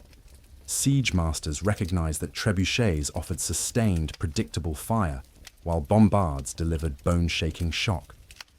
At the Burgundian siege of Neuss, 1474, records show both engines operating in concert. Trebuchets maintained pressure on minor breaches, and bombards targeted primary gates. Defenders described the bombard's iron hail, a succession of shots that shattered gates and sent splinters into crowded walls. These hybrid tactics demanded new logistics. Gunpowder was bulkier and more sensitive than stone ammunition. Armies needed protected magazines, stone structures with earthen embankments to store powder safely. Powder handlers wore leather gloves and iron-rimmed boots to minimize sparks. Cannoneers mastered specialized tools, worm drills to clear spent charges, powder measure scoops for consistent loads, and tamping rods to pack charges firmly. Siege. Tents evolved into workshops where smiths repaired cracked barrels and recast iron shot. By the 16th century, gunpowder technology spread across Europe and into India and the Ottoman realms. Armies standardized calibers. 3 to 6-inch bores became common, simplifying logistics. Gun founders like the Fuggers in Augsburg mass-produced barrels, while royal arsenals in France and England stocked ever larger bombards, some reaching weights of 20 tons. Cast bronze replaced wrought iron for its superior elasticity, reducing burst risk. Training manuals emerged. Italian engineers published treatises detailing powder recipes, ratios of saltpeter, sulfur, and charcoal optimized for different bore sizes, and firing tables correlating charge weight with range. They described embrasures, angled openings, in siege lines allowing cannons to fire while protecting crews. They codified drill sequences, prime the touch hole, load powder, ram shot and wadding, ignite with slow match, and then move to cover. The rise of gunpowder weapons forced defensive architects to adapt. Medieval high walls, built to repel arrows and ram blows, proved vulnerable to cannon shot. In Italy and the Low Countries, engineers pioneered star forts, low, thick, earth-filled, bastions with angled faces designed to absorb shots and eliminate blind spots. Ditches deepened, ravelins erected, and curtain walls sloped outward to deflect balls. These innovations reshaped the very landscape of warfare. Once, the siege was a matter of endurance and engineering. Now, it required swift, decisive strikes to gain advantage before defenders could upgrade fortifications. The artillery race catalyzed early modern state centralization, stockpiling of gunpowder, training of professional cannon crews, and investment in foundries became hallmarks of emerging European powers. Although early cannon remained unwieldy, their promise was clear. By the early 17th century, the thunderous salvo of artillery began to overshadow rams and torsion engines. Yet, the trebuchet and the catapult did not vanish overnight. In remote regions and secondary theatres, traditional siege engines endured for decades, often because gunpowder remained scarce or fortresses too small to justify cannons. In the grand sweep of history, the advent of gunpowder stands as a fulcrum. The roar of the bombard at Constantinople in 1453 echoes still as a herald of the modern age. From that moment forward, warfare would be measured not just by the weight of stone, but by the chemistry of explosive force, a transformation that would ripple through battlefields, diplomatic chambers, and the very design of cities. Let the memory of that thunderous first blast settle in your mind. You have witnessed the arc of a stone and the flash of a powder charge. In our final section, we will reflect on the human cost of these advances and the cultural legacies that siegecraft left behind. Stories of resilience, ruin, and the enduring courage of those who lived through walls that fell by both counterweight and combustion. Beyond the clamour of rams and the thunder of cannon, siegecraft carved its deepest marks upon the lives of ordinary people. Behind every breached wall lay shattered homes, starved families, and communities forever altered by hunger, disease, and the slow erosion of hope. In this final chapter of siegecraft, we turn from engines of war and fearsome tactics to the human toll and the long shadows these campaigns cast across history. A city under siege quickly becomes a pressure cooker of deprivation. Once supply lines are cut, food, grains, olive oil, salted fish grows scarce. Rations shrink from full loaves to crumbs. Women and children sift through animal fodder for stray kernels of grain. In the Siege of Calais, 1346-47, chroniclers record that citizens boiled leather from boots and belts to extract whatever starch remained. The air filled with the cries of infants driven to hunger's edge, and adults awoke each dawn to gnaw on roots and turnips, their bodies growing gaunt and muscles slack. As malnutrition sets in, immune systems falter, fleas and lice flourish. In crowded quarters, spreading typhus and dysentery like wildfire, makeshift hospitals, rooms hastily cleared of furniture, fill with fevered sufferers, their delirium a tragic echo of the battlefield's roar. Priests minister last rites, unable to comfort more than a fraction of the dying. Wells once, sources of life, become laden with refuse. Cholera and other waterborne diseases sweep through the populace. Siege survivors often emerge years later with permanent health issues, crippled joints from scurvy, scarred lungs from smoke inhalation, and psychological traumas that outlast every stone and mortar. Walls may fall, but the sense of home endures. In memory, when a fortress finally succumbs, its inhabitants face a stark choice: flee into uncertain exile or remain under new rulers. In the 1522 Ottoman siege of Rhodes, defenders who once took pride in their island city awoke to find alleys of once vibrant shops emptied, doorways marked by conquest, and churches converted into mosques. Families gathered what little they could carry. Jewels burned into treasured cloth to hide them. Children clutched wooden toys from happier days and set out for foreign lands.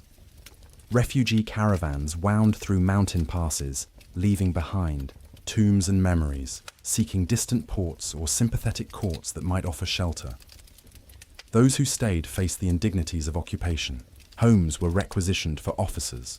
Cellars became powder magazines. Gardens trampled by marching troops. Local laws changed overnight. Market prices rose under new taxes. Religious practices were suppressed, and collaborators sometimes seized properties of absent neighbours. The social fabric unravelled as trust dissolved. Neighbours eyed one another with suspicion, unwilling to share what little remained. Sieges imprint themselves on collective psyches. Generations recount the hunger, winter, the day the walls groaned, or the night the towers fell. Such stories morph into legends, passed down by grandmothers rocking infants to sleep with whispered warnings. When the drums begin, hide your treasures.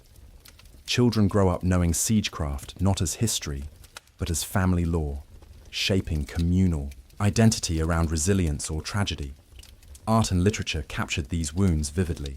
In the aftermath of the Siege of Orléans, 1428-29, illuminated manuscripts depicted gaunt figures lining city walls, hands pressed to faces in grief. Poets wrote of stone jaws swallowing breath and fields of ash where laughter once grew.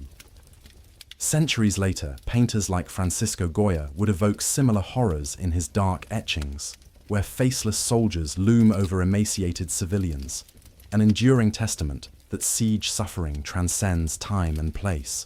Paradoxically, destruction often led to renewal. After the 30 Years' War, German towns razed by siege rebuilt with wider streets and stronger fortifications. Ruined castles gave way to star forts, their angled bastions both functional and symbolic of a society determined to withstand future assaults. Cities like Vauban's Domfront in France and Palmanova in Italy rose from ashes with geometric precision, reflecting lessons learned. Walls too tall invited powder. Walls too thick hid the sun from crowded streets. Similarly, monuments and memorials arose to commemorate suffering and victory. In Sevastopol, a city besieged during both the Crimean War, 1854-56, and World War II, plaques line battered ramparts, recounting acts of heroism and endurance. Annual ceremonies recall those who perished from bullets and hunger alike. Though walls crumble and gates rust, such remembrances bind communities to their past, ensuring that the lessons of siege, both technical and human, are neither forgotten nor repeated lightly. Amid the horrors, stories of extraordinary resilience emerge.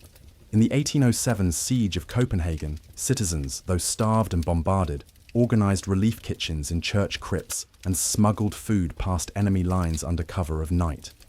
Women disguised themselves as men to serve in militias. Children carried messages through sniper fire. Siege became a crucible of unity, forging communal bonds that outlasted even conquest. In modern times, urban planners and civil defense architects study historical sieges to improve emergency response. Food stockpiling protocols, underground shelters, and quarantine measures draw directly from medieval and early modern experiences. The spirit of adaptation, finding new ways to feed a starving populace, erect makeshift defenses, or maintain morale under bombardment, still informs disaster relief today, whether in war zones or following natural catastrophes. Siegecraft reminds us that innovation in war carries moral weight. Every advancement in engineering or ammunition yields proportional human suffering. The invention of explosive shells in the 19th century made slums and refugee camps as much a battlefield as open fields. Today, drones and cyber sieges disrupt civilian life without a single siege tower ever appearing. Reflecting on the human cost of medieval and early modern sieges offers a cautionary perspective on modern warfare's ever-expanding reach. We also confront the ambiguity of siege outcomes.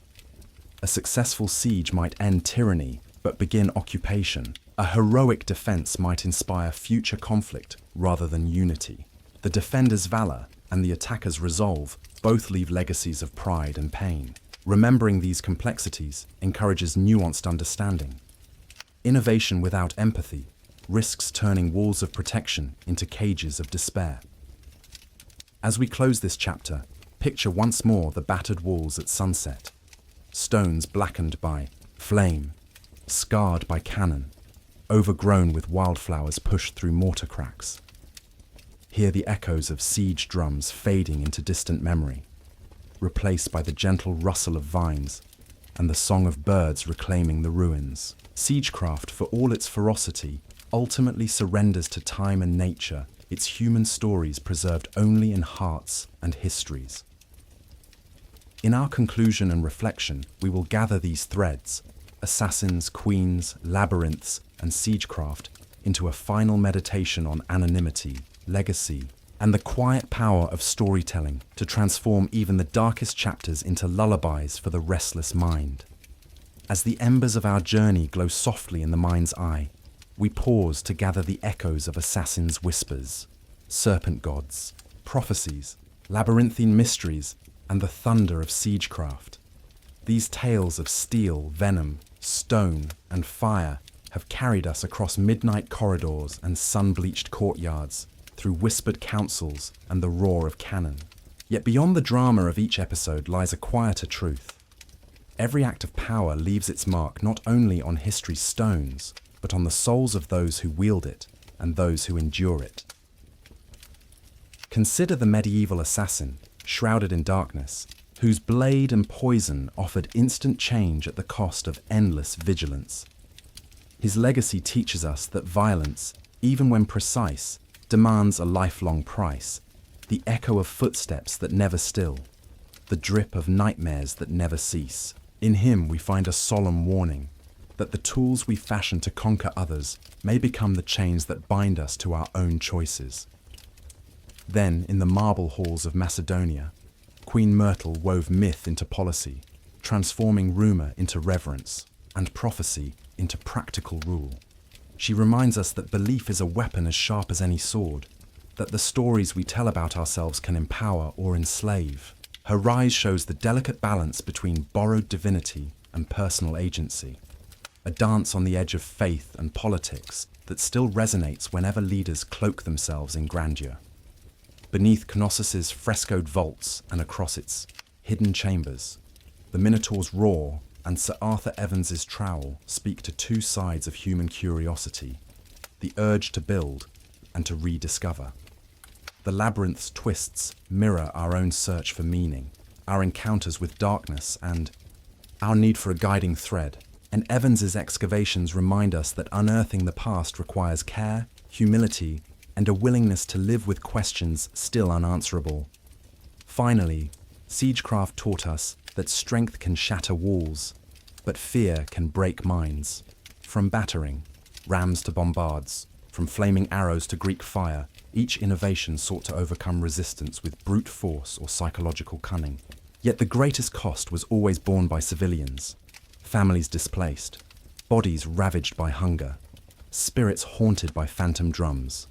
In their suffering, we see that every technological advance in war must be weighed against its human toll. What then remains when the last echoes fade? Stone walls crumble into mossy ruin.